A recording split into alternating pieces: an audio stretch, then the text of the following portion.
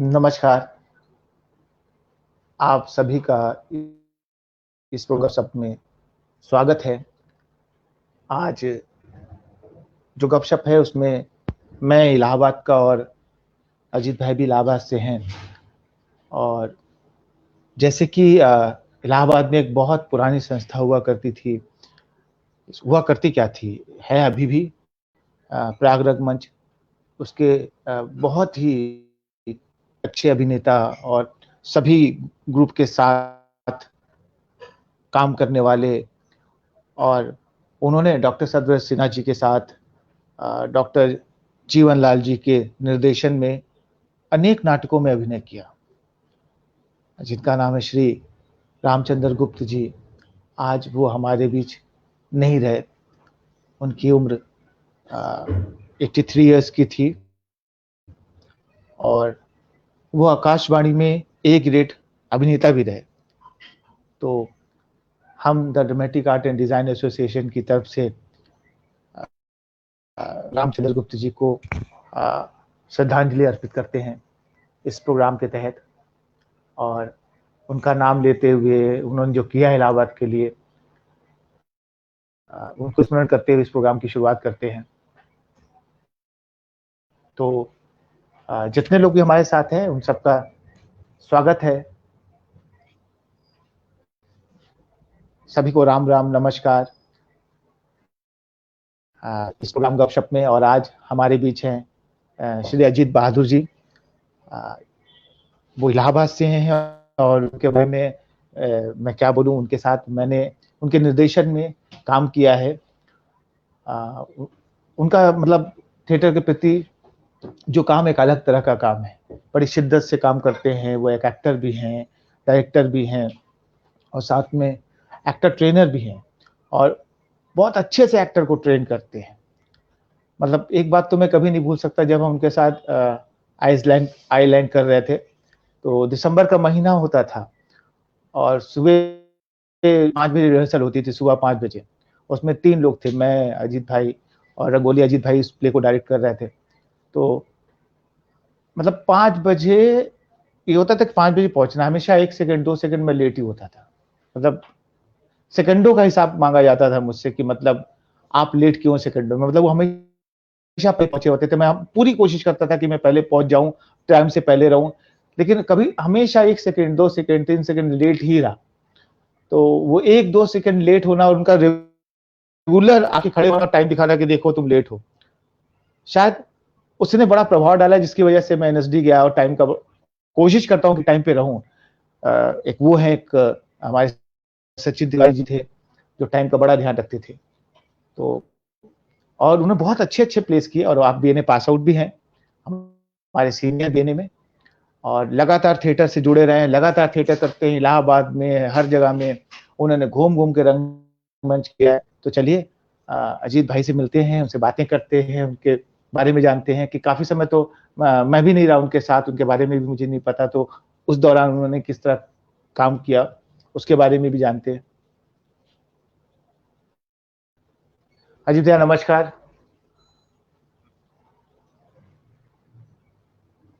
Mic बंद है आपका। हाँ, नमस्कार।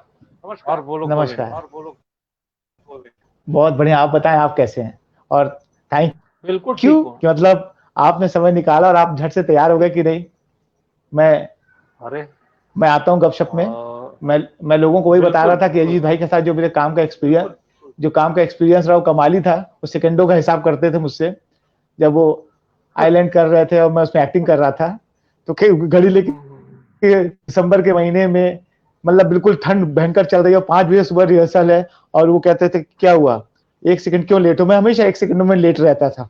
तो वो कमाल का समय था, और वो कमाल का पैशन था, काम करने का पागलपन था कि नहीं हम सुबह रिहर्सल करेंगे और ये करेंगे। इसी में तो एक बात और मुझे याद आई, अब मैं पूछने से पहले वो जो बात याद आ गई कि नाटकों के लिए पागलपन जो होता था कि रात को 2 बजे रिहर्सल की है, फिर मतलब सुबह रिहर्सल। एक बार तो आप घर आए थे, पिताजी गुस्सा हो गए थे, कह रहे अभी सुबह से तो आया है ये फिर चले आए। फिर मैं चुप्पे से भाग के आया था, मैंने कहा अजय भैया सॉरी सॉरी सॉरी, वो रात को लेट आए थे, है ना। तो इस तरह की हरकतें होती रहती थी, तो बड़ी इंटरेस्टिंग थी। जितेंद्रा जी हैं, सरिता पुरी जी हैं, सबका बहुत बहुत बहुत स्वागत है। आप लोग आते हैं लगातार, बड़ा मजा आता है ये गपशप करना। तो अजीत भैया, जब मतलब बहुत सारी चीजें मुझे भी नहीं पता है, मतलब आप थोड़ा अपनी जर्नी के बारे में बताएं कि आप कैसे थिएटर से जुड़े, किस तरह आप थिएटर में आए, कैसे शुरुआत की आपने थिएटर, और इलाहाबाद में कितने ग्रुप के साथ आपने काम किया। जरूर, लेकिन अपनी बात बताने से पहले जो आज दिवंगत हो गए रामचंद्र गुप्त जी की, उन, उनको श्रद्धांजलि देते हुए मैं अपनी बात रखता हूँ। रामचंद्र गुप्त जी जिस विचारधारा से थे वो सभी को मालूम है कि वो, लेकिन वो बहुत अच्छे इंसान थे और उनके साथ मेरी कई याददार जुड़ी हुई है। जैसे कि एक नाटक हम लोग कर रहे थे, घोस्ट, यहीं पर उसकी तैयारियां चल रही थी। उसमें सुमित सुमित था, अमित थे, और अम, और भी लोग थे उसमें काम कर रहे थे, और रिहर्सल बहुत टेंस चल रही थी, और चंदा लेकर के वो नाटक किया जा रहा था। तो जो लड़के काम कर रहे थे वो भी लोगों से चंदा मांगते हुए वो पहुंच गए थे रामचंद्र गुप्त जी के पास, कि हम लोग रिहर्सल कर रहे हैं, नाटक कर रहे हैं, और इस दिन शो है, और आपके पास चंदे के लिए आए। तो उन्होंने कहा ठीक है, हम लोग, रामचंद्र जी बोले कि मैं तुम लोगों की रिहर्सल देखूंगा, उसके बाद चंदा दूंगा। तो हम लोगों ने अच्छा, हमारा समय अक्सर ज्यादातर समय सुबह होता था, जैसे तुम्हारे साथ जब हम लोग कर रहे थे तो सुबह के वक्त 5 बजे 6 बजे वही समय उसमें भी चल रहा था। तो उनको बता दिया गया कि भाई सुबह हम लोग करते हैं, 6 बजे शुरू करते हैं, या इतने, वो भी ठंड का समय था। उनको बताया गया था कि उन्होंने बोला ठीक है तुम लोग इतने बजे करते हो, मैं 8 बजे आऊंगा। और गोविंद, घड़ी की सुई 8, और रामचंद्र जी जो थे उस रिहर्सल प्लेस के अंदर थे, ठीक समय पे वो वहां पर उपस्थित थे। और उन्होंने, और हम लोग पास कोई साधन नहीं था, वही जमीन पे बैठ करके, उन्होंने भी जमीन पे बैठ करके पूरा जो रिहर्सल चल रही थी उसको देखा, शिद्दत के साथ उन्होंने पूरा रिहर्सल देखा, गंभीरता के साथ देखा, कोई डिमांड नहीं की। फिर जब वो संतुष्ट हो गए रिहर्सल देखने के बाद, तो बोलते क्या है कि बढ़िया, तुम लोग अच्छा काम कर रहे हो, और आगे भी करो, बढ़िया से करो। और जेब से उन्होंने पैसे निकाले और निकाल करके वहां पर रख दिए। सबसे ज्यादा चंदा देके शायद वही गए थे, मुझे याद नहीं है चंदे के लिए, सबसे ज्यादा वही वही देके गए थे। तो वो जो उनका प्रोत्साहन था, वो जो उनका आना था वहां पर, वो बहुत यूनिक था।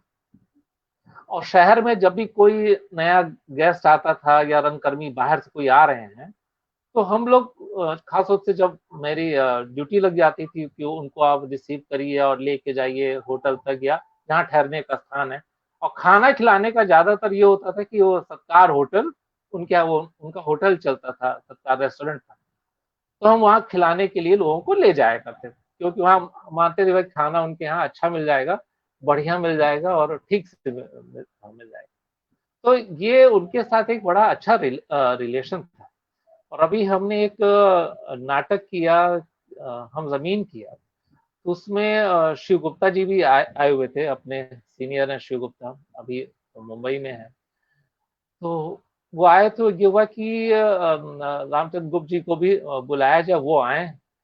तो प्रयास किया गया, शिव गुप्ता जी गए तो बोले कि चाहता वहूं तो, लेकिन वो बीमार थे, वो आने में उन्होंने अ, मना कर दिया कि अब नहीं आ पाएंगे, लेकिन इच्छा बहुत है आने की।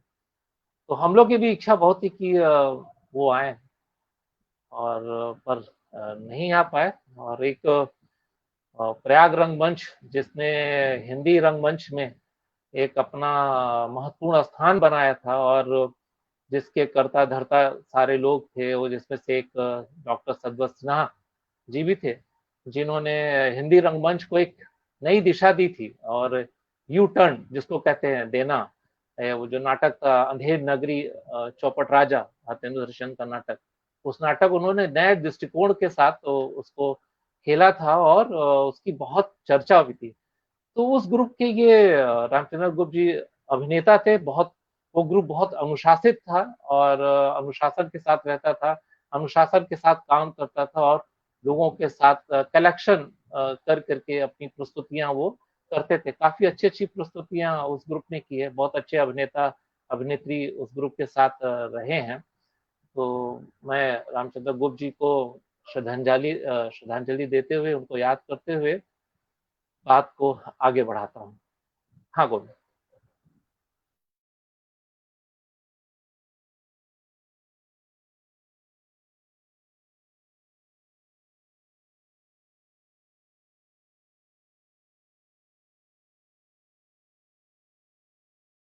ये मेरा साउंड ही बंद है, मतलब क्योंकि वो रिवर्स मारता है, तो उनके वहां रुके थे आखिरी समय।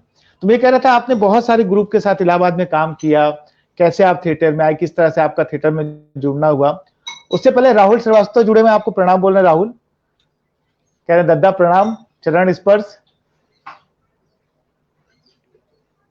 माइक माइक बंद है। अजित प्रणाम प्रणाम राहुल, माइक। प्रणाम प्रणाम राहुल। हाँ रितंद्रा जी हैं, हाँ धीरज नमस्कार अग्रवाल जी रितेंद्रा जी। हैं, है ना, नमस्कार धीरज सरिता जी। पुरी जी हैं, सरिता जी हैं, नमस्कार अमित सविता भाई जी। हैं, अमित अरे मिश्रा जी हैं। अमित, कह रहे नमस्कार हैं अमित मिश्रा जी। तो कह रहे हैं हमारे पुराने तो दोस्त हैं अजित जी। हाँ हाँ हाँ, तो हमारी जो जर्नी थी वो नाटक में जो जर्नी थी वो दुर्घटनावश शुरू हो गई थी। ऐसा सोच करके नाटक में नहीं आए थे, लेकिन दुर्घटना घटी थी, उस समय नाटक की शुरुआत हो गई थी। हुआ क्या था कि शुरुआत से ही जो मेरे जब मैं 12th पास करके और ग्रेजुएशन में आ रहा था, तो मैं स्टूडेंट मूवमेंट के साथ जुड़ गया था यूनिवर्सिटीज में। एक संगठन होता था SFI, student federation of India करके एक संगठन होता था, उसके साथ जुड़ गया था और उसके साथ मैं काम कर रहा था, स्टूडेंट मूवमेंट के साथ था। तो उसी दौर में सफदर हाशमी की डेथ हुई थी 1989 जनवरी में। 1 जनवरी को हमला हुआ था और उसी रात में उनका मर्डर भी हो गया था।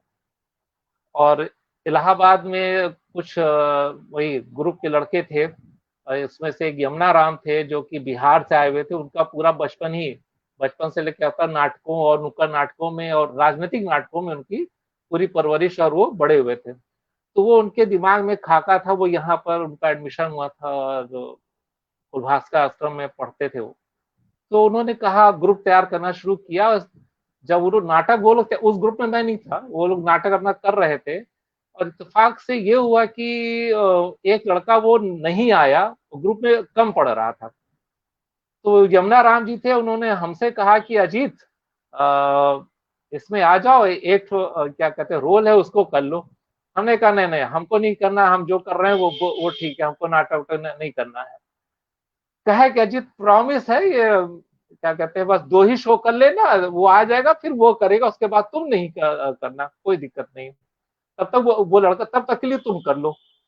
हमने अच्छा, बहुत सबके प्रेशर से और एक अनुशासन के मानना पड़ा मुझे बात, और हम आ गए।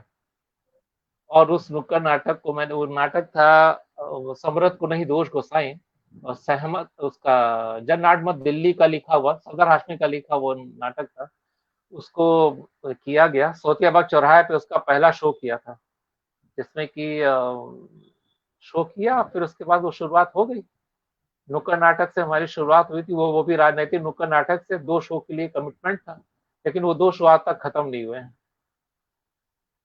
राहुल का बड़ा अच्छा कहना है कि अच्छे खासे इंजीनियर बनने वाले थे और एक दिन मिट्टी की गली में, मतलब थिएटर के कुत्ते ने काट लिया और क्रिएटिविटी का जहर आ गया, इनमें फैल गया।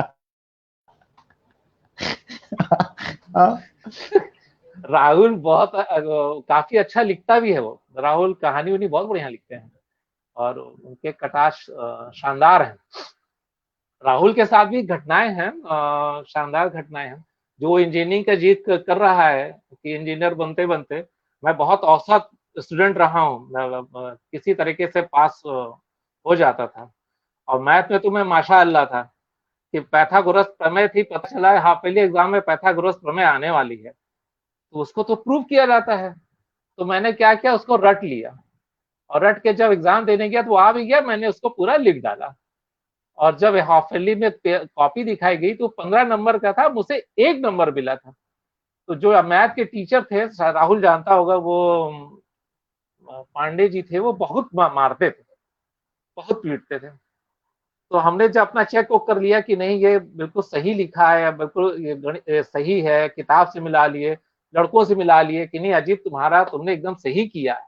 तो हम टीचर के पास पहुंच गए, हमने कहा देखिए मैंने बिल्कुल सही किया है, आपने तो हमने कहा नंबर आपने कम दिया, एक ही दिया, क्या मैं वो भी काट लूंगा, चले जाओ यहाँ से। हमने कहा नहीं आप देख लीजिए बिल्कुल सही है। कहे बिना फिगर के तुमने ये इसको सिद्ध कर दिया, ये कैसे हो सकता है। और मैं वहां से दुम दबा के भागा क्योंकि फिगर ही नहीं बनाया, तो मैथ का सवाल सॉल्व हो गया था। तो वो ये हाल था मेरा। तो मुझे घर वाले जैसा चाहते थे कि मैं इंजीनियर बनूं या डॉक्टर बनूं, तो इस नाते मैथ लेना पड़ा, और फिर वो पास भी हो गए। और मैं अपनी औकात में जानता था, मैं इंजीनियर नहीं बन सकता था, कोचिंग भी गया, लेकिन कुछ और दिमाग में चल रहा था करने का, लेकिन उसमें मन नहीं लगता। तो मेरा मन तो किसी और चीज में लगता था, मुझे कहानियां पढ़ना अच्छा लगता था, उपन्यास पढ़ना अच्छा लगता था। हिंदी में जो हमारी किताबें होती थी, मैं उसे पूरा, जब नई नई खरीद के आती थी, तो मैं उसे, जो कहानी वाला होता था, मैं उसे पहले खत्म कर देता था, पूरा पढ़ डालता था। तो ये हमारी रुचि ही अलग थी, एकदम अलग थी। ललित सर भी देख रहे हैं, वहाँ लोग बोल रहे हैं, और देवाशीष मिश्रा कह रहे हैं कॉमरेड लाल सलाम। हाँ, और मनीष जोशी अजीत भाई को नमस्कार नमस्कार। तो मतलब किस तरह से नुक्कड़ नाटक से शुरुआत तो हो गई, फिर कैसे जुड़े आप थिएटर में, किस तरह, कौन कौन ग्रुप के साथ आपने काम किया, ज्यादा किस ग्रुप के साथ काम किया आपने?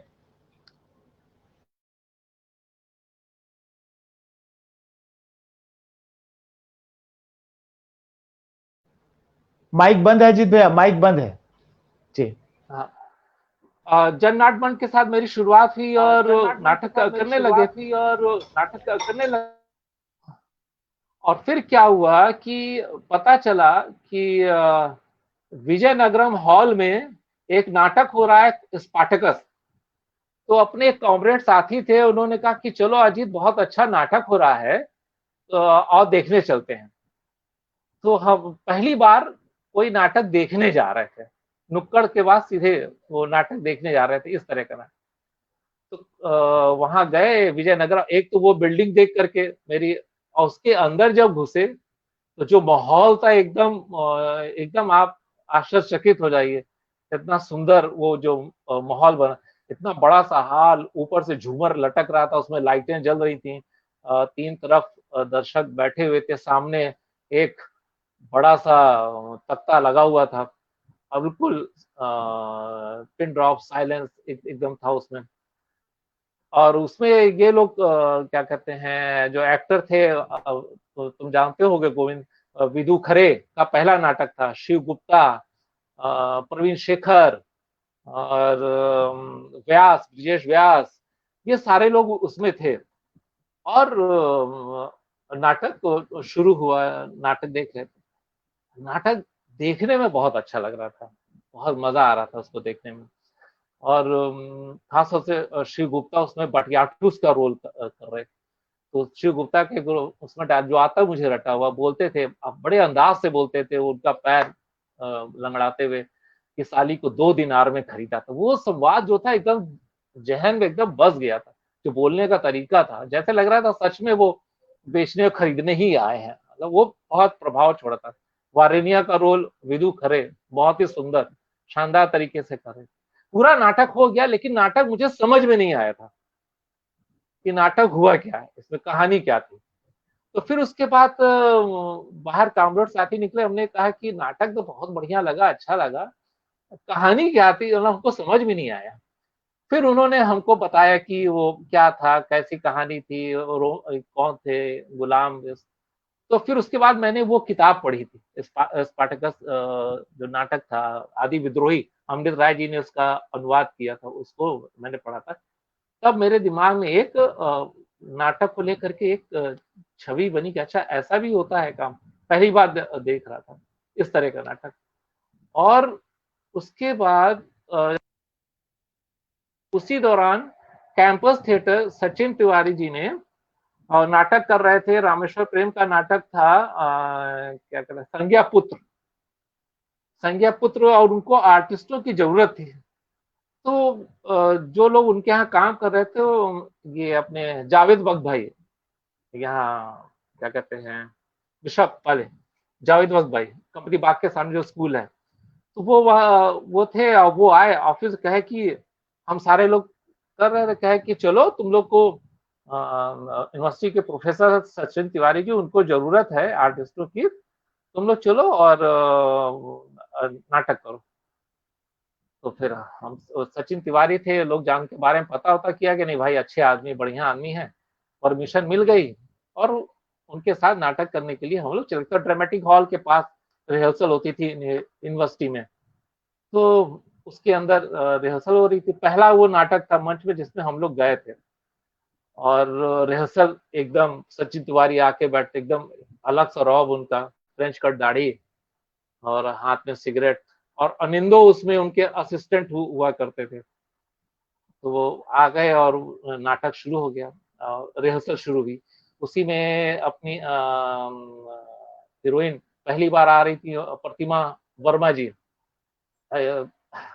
और वो शुरू हुआ नाटक, सारे लोग थे। तब तक मंजू वर्मा भी उससे जुड़े थे, उस दिन वो नहीं आए थे, 2-4 दिन बाद वो जुड़े। और उनकी जगह प्रॉक्सी चल रही थी, कोई और कर रहा था। तो मंजू वर्मा जो थे वो जब पहले दिन आए, हम लोग को नहीं मालूम था कि मंजू वर्मा भी कौन है, क्या है, कैसे है। और एकदम से वो आए और मंच पे चढ़े, उन्होंने अपनी लाइन बोली, और जिस तरह से लाइन बोली और जिस अंदाज में चले, और जो उन्होंने किया, एक एकदम अलग ढंग का, आप एक एक्टर लग रहा था कि वो एकदम प्रभाव छोड़ने वाला। तो हम लोग का ग्रुप था वहां पर, जो लोग, मैं वहां जन्नाट मंच के सब लोग बैठे हुए थे, जो वहां पर करने आए थे।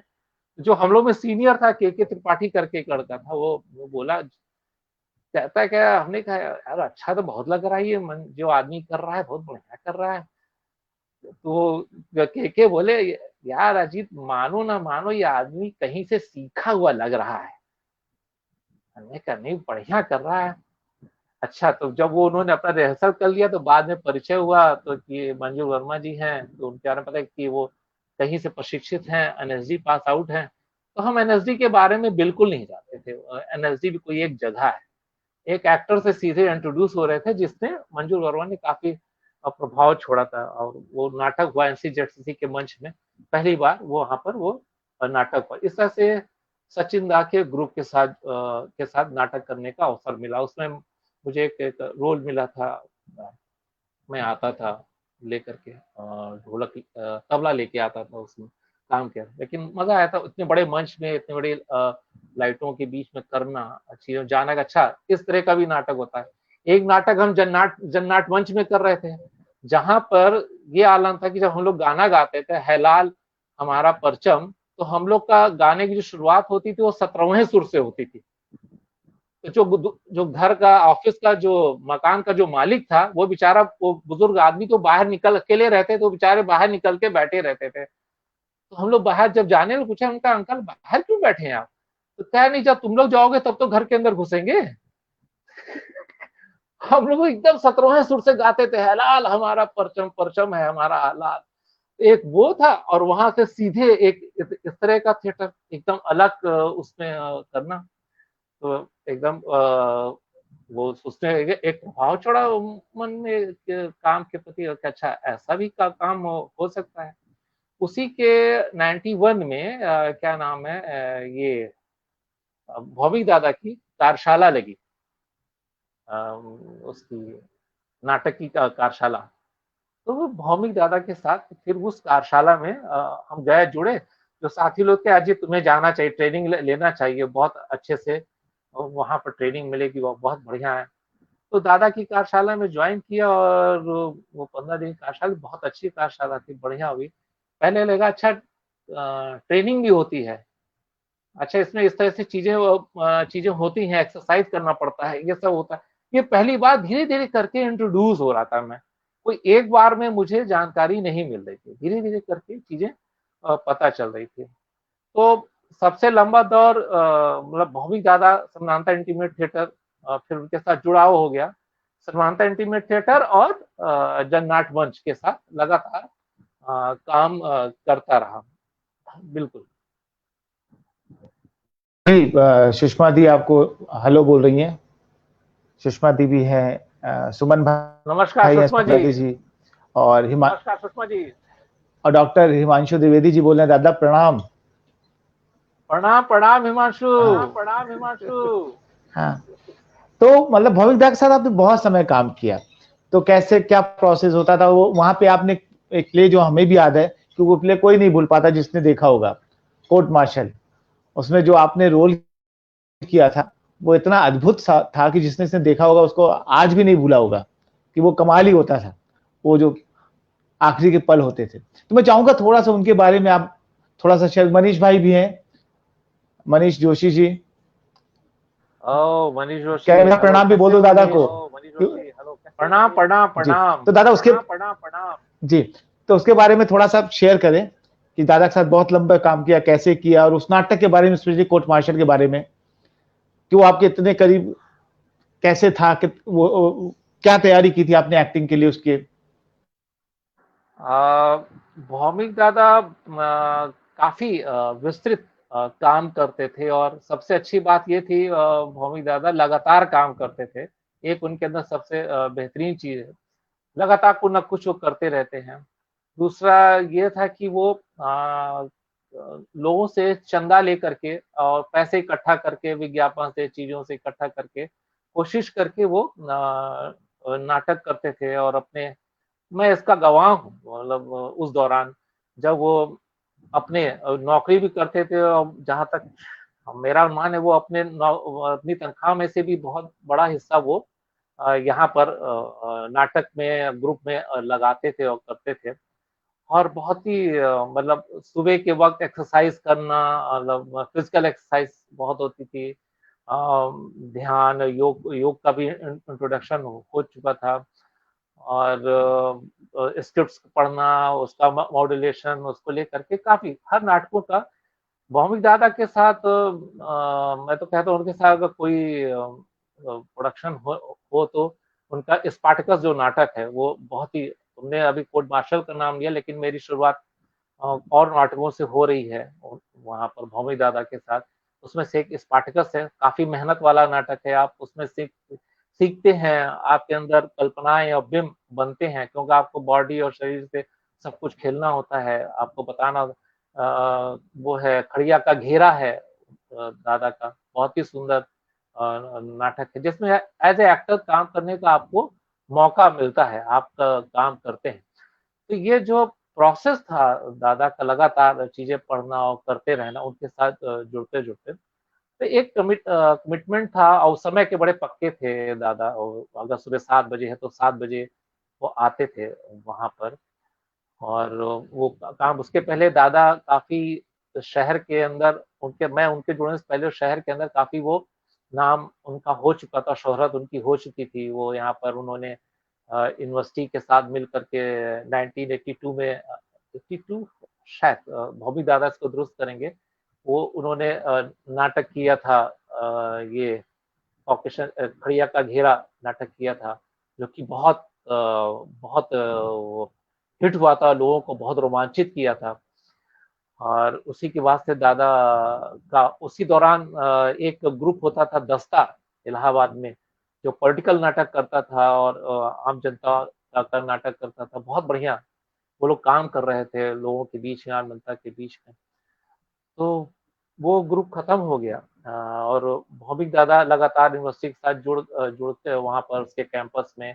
कभी ज्यादातर समय तो वो यहाँ पर उन्होंने काम किया, तो साइंस फैकल्टी में, वही विजयनगरम हॉल, वहीं पर रिहर्सल चलती थी उसके मैदान में। क्योंकि वहां पर साइंस फैकल्टी में डॉक्टर पीके मंडल हुआ करते थे, बहुत ही अच्छे सज्जन, और बहुत ही अच्छे अच्छे व्यक्ति। दुखद, वो भी एक दुर्घटना के शिकार हुए, और वो एक अलग कहानी है। और बहुत सबको वो बहुत प्रेरित करने वाले पर्सन थे, डॉक्टर मंडल। और वो ड्रेस डिजाइनिंग का भी उनके पास एक सेंस था, मतलब कैसे आप नाटकों की ड्रेस डिजाइनिंग कैसे की जाती है। एनएसजी की तैयारी के दौरान, जब मैं एनएसजी की तैयारी कर रहा था, तो डॉक्टर पीके मंडल ने मेरी ड्रेस डिजाइनिंग को लेके एक समझ विकसित की थी। भौमिक दादा ने भी तैयारी कराई थी। तो इस तरह से वो एक भौमिक दादा का काम करने का एक तरीका था। वो दादा करते थे, नौकरी करना, घर करना। और भौमिक दादा कर इसलिए पा रहे थे क्योंकि एक व्यक्ति का अगर नाम ना लेंगे तो ये भौमिक दादा की बात पूरी संपूर्ण नहीं होगी। उनकी पत्नी, अभी सॉरी भाभी, माफ करिएगा, एकदम से नाम स्लिप कर गया मेरे दिमाग से आपका।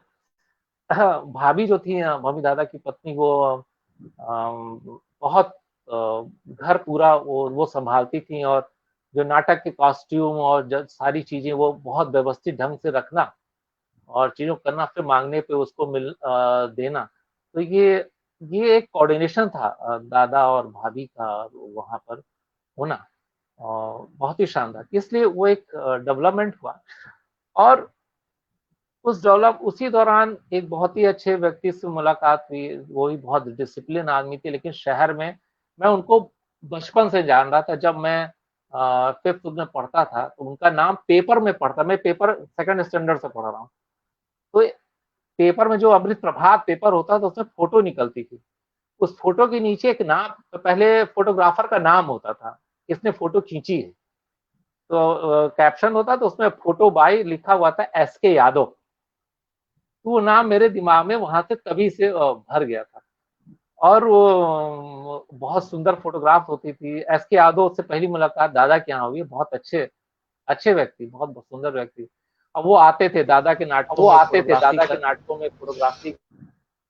करते थे। तो एक वो ये दादा का ये प्रोसेस था, अमित अमित भाई बोल रहे हैं बालकृष्ण मालवीय चाचा भी होते थे।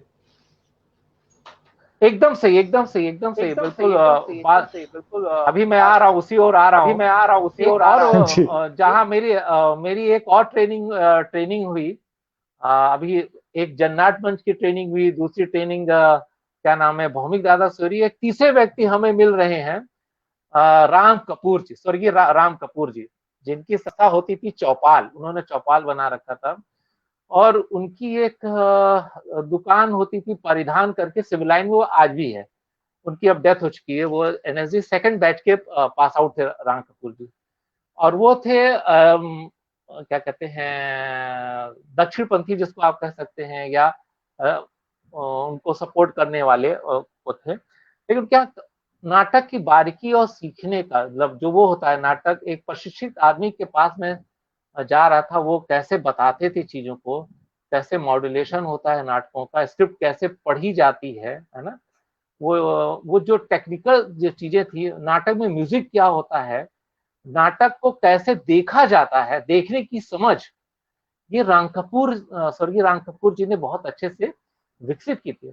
और स्वर्गीय राम कपूर जी ने पहले हमको इंट्रोड्यूस कराया था एक जो अब इलाहाबाद में गुम हो गया, जो कि एक बहुत बड़ी चीज थी, जो होती रहनी चाहिए थी।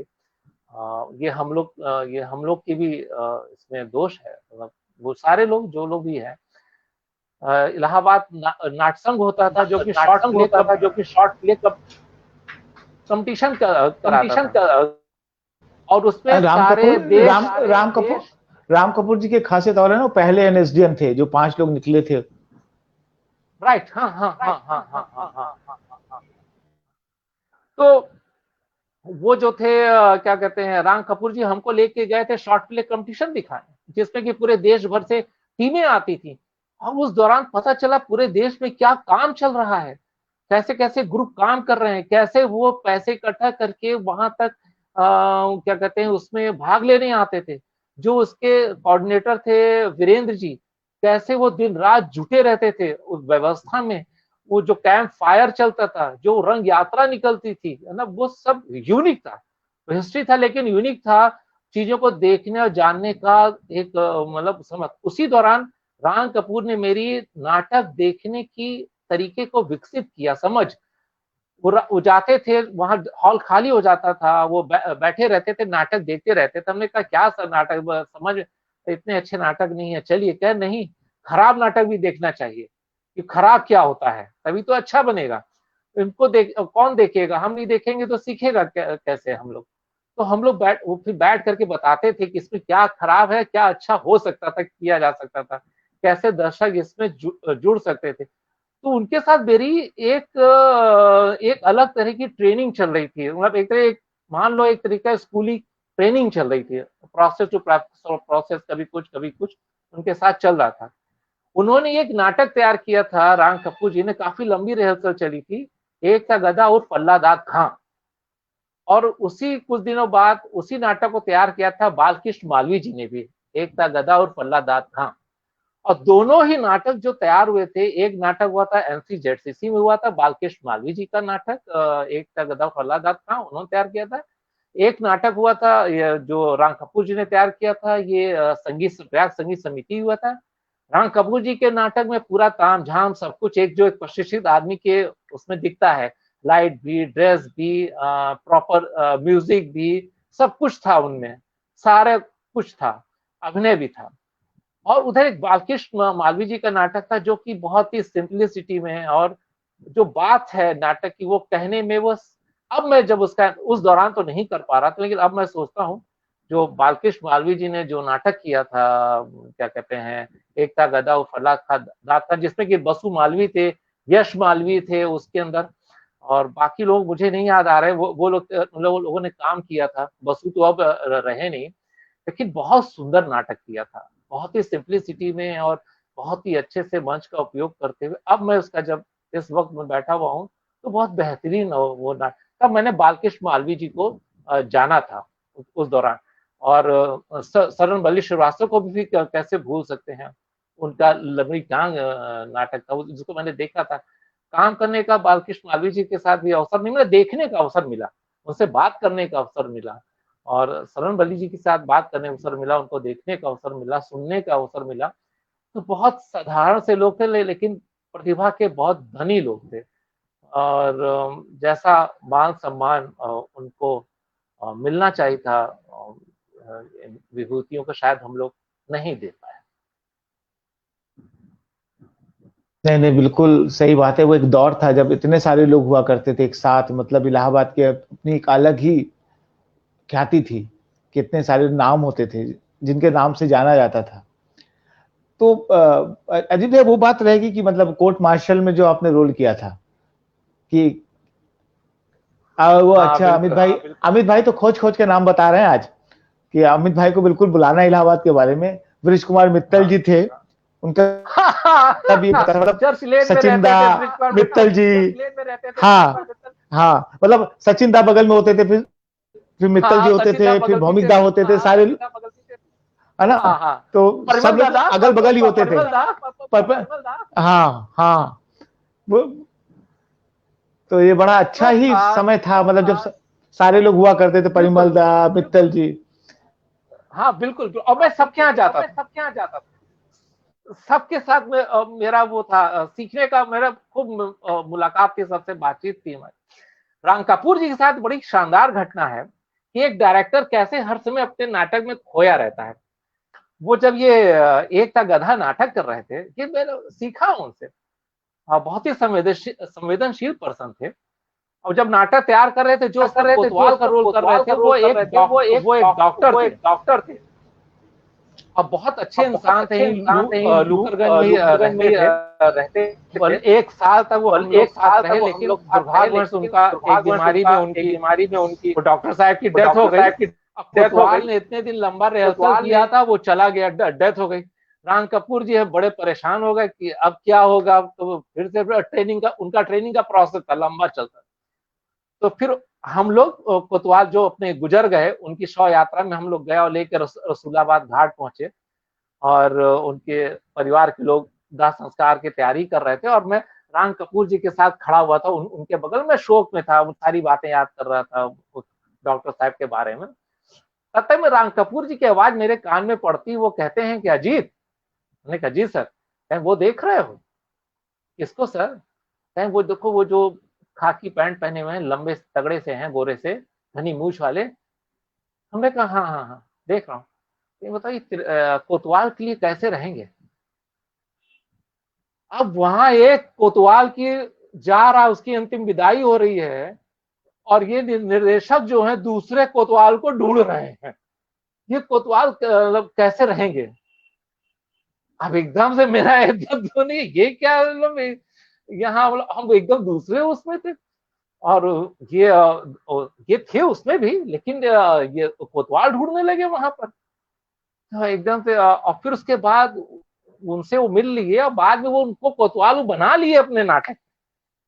वो क्या कहते हैं, जोलॉजी डिपार्टमेंट में रिसर्च कर रहे थे वो पहला और अंतिम नाटक हुआ था उनका, वो कोतवाल का रोल उन्होंने किया था। तो ये एक वो भी थे राम कपूर कि एक तब वो अपने एक कोतवाल को बधाई दे रहे थे, दूसरे कोतवाल को खोज रहे थे। ये एक डायरेक्टर था। ये एक घटना थी, मतलब बताया कि कैसे काम होता था। एक्चुअली मैं तो रहा नहीं, मैंने तो बहुत कहानी सुनी है, अमित भाई भी बता रहे थे अभी कि बहुत सारे लोग तो मतलब राम कपूर जी के यहाँ इसलिए आते थे, वहां खाने पीने की बड़ी व्यवस्था होती थी कि मतलब मतलब वो अपने आप में पूरी एक कहानी है कि मतलब थिएटर में खाने की पूरी व्यवस्था होती थी। लोग कहते चलो राम कपूर जी के यहाँ चलते हैं, थिएटर करना है तो, है ना। मतलब वो सब अलग अलग जगह का अपना अलग तरीके का दौर था वो, मतलब एक खूबसूरत इलाहाबाद का दौर जिसके बारे में आप लोग बातें कर रहे हैं, है ना। तो बहुत ही खूबसूरत। और राम जी कपूर के यहाँ जब मैं हम लोग जाते थे, बिल्कुल निश्चित तौर से वो इस बात का शायद तो उन्होंने देखा रहा हो, उनको इस बात, संवेदनशील प्राणी थे वो समझते थे चीजों को। और खाने पीने का बिल्कुल चाय तो जैसे हम लोग चाय के बहुत शौकीन, जैसे हम पर्सनली चाय के बहुत, तो चाय तो बढ़िया उनके यहाँ गाय पली हुई थी, जर्सी गाय थी। चाय जाते ही पूरा एक बड़ा सा जग होता था जिससे पूरी चाय भर करके आ जाती थी, चाय भी, बिस्कुट भी, नमकीन भी। और जब वो लगता था कि लोग जाने के मूड में आ रहे थे, तो फिर तुरंत ही कुछ खाने का सामान मंगाते थे या चाय मंगाते थे, क्या इसको खा के जाओ, फिर चले जाना, चाय पी लो, खा लो, फिर जा। उस बीच में फिर वो रिहर्सल, वो एक पन्ना रीडिंग कर लेना, पढ़ा लेना। और पूरे घर को, वो अपने घर को पूरा वो एक स्टेज बनाए रहते थे। वो अपने रसोई से रिहर्सल शुरू करते थे और बाहर बरामदे तक चले आते थे। मतलब बेचारे घर वाले भी परेशान थे, मतलब उनके कि मतलब अब आ गए, अब मतलब रिहर्सल मान लो 2 बजे शुरू हुई तो शाम के 6 बजे तक रिहर्सल चल रही है, अब पूरा घर उसमें इन्वॉल्व है। तो वो रसोई से शुरू हो और बाहर तक जा करके वो रिहर्सल, ये बिल्कुल सच है। वो खाने पीने का बिल्कुल ख्याल रखते थे, और लोग आते भी थे। और सच में चाय के शौकीन थे। चाय हम लोग एक चाय पे भी काम करते, मिल जाती थी, उसी पे काम चलता रहता था। जब ज्यादा देर काम कर लेते थे तो फिर वो ब्रेड मक्खन भी कभी कभी आ जाता था। तो ये एक दौर था, मिल करके करना, लोगों के घर से आना, लोगों के घर से आना। ये अमित भाई तो चुन चुन की चीजें ला रहे हैं, गन्ने की क्या लाए। कंदेरिया बांध के, गन्ने की कंदेरिया बांध के नाट्य संग जाते थे, लाई चना खाते थे।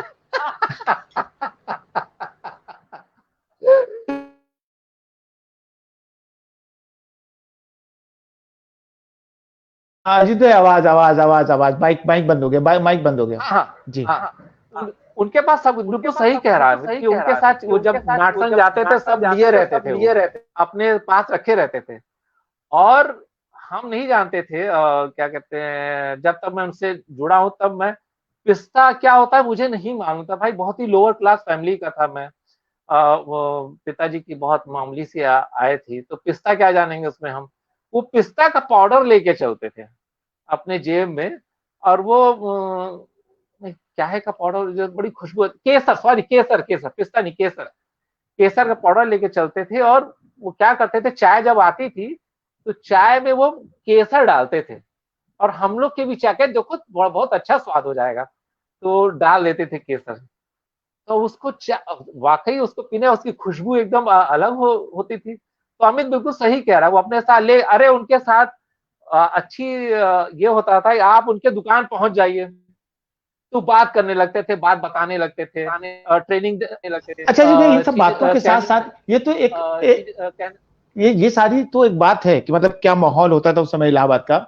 लेकिन इन सारी चीजों के बीच आप अपनी तैयारी कैसे करते थे, जो एक एक्टर को तैयारी करने के लिए चाहिए होता है कि मतलब आप क्योंकि प्ले भी करते थे, रोल भी करते थे, तो उसके बारे में कैसे मतलब प्लानिंग करते थे, क्या क्या पढ़ते थे, कैसे पढ़ते थे, कैसे चीजों को सर्च करते थे कि मुझे ये रोल करना है, तो उसमें आपकी जद्दोजहद कैसे होती थी? तैयारी हमारी जो थी वो मतलब पढ़ना तो मेरा बचपन से था और खोजी प्रवृत्ति का मैं था, पहले ही से ही था। और क्योंकि और फिर उसमें जिन लोग मैं मतलब शुक्रगुजार हूँ उन सब लोगों का जो मुझे सही समय पे सही लोग मिलते गए, जिन लोगों के साथ मैं जुड़ा उन लोगों ने पढ़ने की एक ललक भी पैदा की और कोई काम छोटा बड़ा नहीं होता है इसकी समझ विकसित की। तो हमारी दो तरह की ट्रेनिंग हो रही थी, मतलब उस दौरान प्रैक्टिकली ट्रेनिंग चल रही थी, अनुभव आधारित जो ज्ञान था वो चल रहा था। एक ट्रेनिंग वो थी जो भौमिक दादा के यहाँ पर चल रहा था, चल रही थी। एक ट्रेनिंग वो थी जो स्टूडेंट मूवमेंट के दौरान जो हमारी ट्रेनिंग चल रही थी कि किस तरह का भेदभाव है आपके समाज में। तो वो एक आपको नाटक तैयार करने में बड़ा मदद करता है ना। वो जो भेदभाव है, जातिगत भेदभाव है, जो महिलाओं के साथ जो भेदभाव है, जो दलित महिला है और उसमें भी महिलाओं में दलित महिला के साथ जो जिस तरह का भेदभाव है, ये सारी जो चीजें थी वो हमको वो बाकी जो सामाजिक आंदोलन जो चल रहे थे उसमें मुझे सीखने को मिल रहा था। मेरा चीजें सीख रहा था, मुझे मिल रहा था और टोका भी जाता था, बताया भी जाता था कि लोग बताते भी थे। इस तरह से तैयारी, जैसे कि गाना था, प्रैक्टिकल की बात है, गाना गाते थे हम लोग, है लाल हमारा परचम, खूली परचम है इंकलाब का लाल, ये सही लाइन है। लेकिन जो हम लोग गाते थे वो गाते थे, है लाल हमारा परचम, खूनी परचम है इनकलाब का, खूनी परचम कहते थे, जबकि खुला हुआ परचम, और हम लोग कहते गाते रहते थे। उस समय के एक साहित्यकार अभी भी हैं, वो अभी पुराने लोगों से वही एक अभी शायद जिंदा है, नीलकांत जी। नीलकांत जी आए हुए थे, वो उन्होंने सुना, हमने कहा आइए सुनिए, हम लोगों ने गाना तैयार किया है। तो हम लोगों ने शुरू कर दिया गाना, 17वें सुर से, है लाल हमारा परचम, खूनी परचम है इनकलाब का लाल। कहे फिर से बोलो, फिर से बोला, कहे कि नहीं ये खूनी नहीं होगा, कुछ और होगा, जरा देख लो, ये नहीं होना चाहिए लाइन। तो वो तो साहित्यकार, हमने कहा नहीं कॉमरेड, ये लाइन, क्योंकि जन्नाट मन से कैसेट हम लोग काजल घोष का कैसेट लेके आए तो उसमें ये गाना था। अरे नहीं कॉमरेड, उसमें यही गाना है, यही शब्द, यही लाइन है, आप सुन के क्या, अच्छा ले आओ, सुना जाता है। तो उन्होंने मंगा ली, उन्होंने कुछ बहस नहीं किया, मंगा लिया। मंगा के टेप रिकॉर्डर लगा करके, पड़ोसी से मांग के टेप रिकॉर्डर मांगा गया, देखा गया। जब ध्यान से सुना गया तो पता चला वो खुली परचम था, खूनी नहीं था, खुली परचम इंकलाब का लाल। तो वो एक अनुभव से पता चला कि नहीं, वो एक ट्रेनिंग कि क्या कहते हैं, ये जो नीलकांत जी के एक साहित्यिक भाषा जब आप सीखते हैं तो आपकी मदद करता है। जैसे कि जन नाट्य मंच कैसे काम करता था, क्या उनका डिसिप्लिन होता था, दिल्ली जन नाट्य मंच, सफदर आजमी का जो ग्रुप था, तो उस दौरान जन नाट्य मंच के साथी वहां पर आया करते थे। इलाहाबाद हाई कोर्ट में सफदर का मुकदमा चला तो हम लोग उनको रोक लेते थे और पूछते थे, बताइए कैसे वो करते थे, कैसे रिहर्सल करते थे, क्या मूवमेंट। तो वो तो बेचारे एक्टर तो थे नहीं, वो तो यहाँ एक वो उसके कार्यकर्ता थे, क्योंकि सफदर के साथ रहे, उनको देखा, तो वो बताते थे कि सफदर ऐसे घूम जाते थे, ऐसे पढ़ते थे या ऐसे करते थे। तो वो उनसे जो हमें जो चीजें मिली वो हम लोगों ने उसको अप्लाई करते थे और फिर उसको फिर जो मिल जाए उसको दिखाना कि देखिए ये सही है या गलत है। फिर सीधे हम लोग उतर जाते थे चौराहों पे, नुक्कड़ों पे जा करके करना। और वो एकदम अलग एक अलग, वो आपको बहुत आपको परिपक्व करता है, आपको बड़ा करता है, आपकी चीजों को। तो हमारी तैयारी इस दो तरीकों से, इस तरीके से चल रही थी। और उसी तरह से हम कैरेक्टर भी अगर मिला है तो उसको, जिस नाटक का तुम जिक्र कर रहे हो, कोर्ट मार्शल तो बहुत बाद में वो नाटक हुआ है, जब भौमिक दादा ने अपना प्रोसिनियम थिएटर की ओर अपना कदम बढ़ाया करने का, कि और एक अलग तरीके से करते हैं। तो ये प्रवीण शेखर का स्क्रिप्ट दिया हुआ था, भौमिक दादा को पसंद आया, उन्होंने कोर्ट मार्शल का नाटक करना शुरू किया। इसकी ट्रेनिंग हम ये नाटक हमने क्या कहते हैं, राम कपूर जी थे तो उनसे बातचीत कर रहे थे, तो उनको पता चला कि मैं ये नाटक कोर्ट मार्शल कर रहा, तो उन्होंने इस नाटक में बड़ी बातचीत की और कहा कि रामचंद्र कौन था, है ना? रामचंद्र था, उसका पारिवारिक बैकग्राउंड जो था वो क्या था, है ना? फिर उसमें पता चला कि फिर वो बोलते थे अच्छा देखो अपने देश के अंदर जातिगत भेदभाव क्या है, वो कैसे प्रताड़ित हुआ होगा, है ना? चीजें फिर हमने दूसरे लोगों से बातचीत की तो पता चला कि अपने यहाँ पर जो भेदभाव किस स्तर पे है, कहाँ तक, जो हमें नहीं दिखता था तब तक, तब पता चला अच्छा ये ऐसे है, ये ऐसे है। तो ये अच्छा तो रामचंद्र की मानसिक हालत क्या हुई होगी, वो जब उसको वहां पर इस तरह से उसको गालियां मिली होंगी और जब वो कुछ कह रही है तो अंदर कैसा घुटन चल रहा होगा, है ना?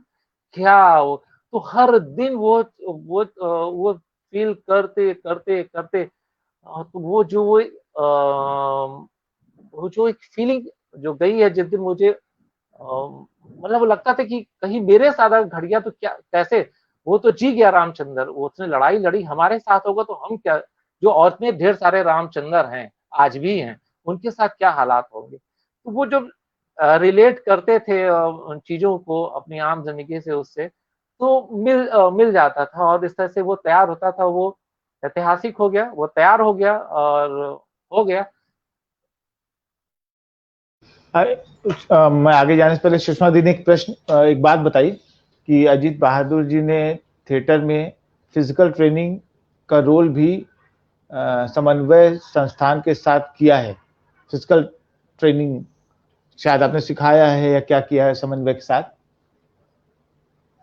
हाँ हाँ सुषमा जी के साथ सुषमा जी के मैंने साथ काम किया और मैंने काम मैं किया और मैं और उस और दौरान जब मैं काम की तलाश में होता था तो सुषमा जी ने फोन किया कि उन्होंने मुझे बुलाया और बल्कि सुषमा जी से सीखा मैंने भाई। मैं तो अभी बीएनए से पास हो के आ रहा था और नो डाउट उनके साथ जाके करना, उनके काम का बच्चों के साथ काम करने का तरीका जो था सुषमा जी का और आज भी मतलब इस शहर के अंदर जो भी महिलाएं उसमें कर रही हैं काम, चाहे रितेंद्रा जी हो, सुषमा जी हो और बिल्कुल काम का इन महिला कर रही हैं जिन जिन हालातों में कर रही हैं, और भी जो लोग हैं जिनका मैं नाम नहीं ले पा रहा, उन सारी महिला डायरेक्टर को या महिला एक्ट्रेस को, जो लोग भी इस ऐसे वक्त पे काम कर रहे हैं, तो बिल्कुल मैं तहे दिल से उनका सलाम करता हूँ और कर रहे हैं, बड़ी अच्छी बात ये है।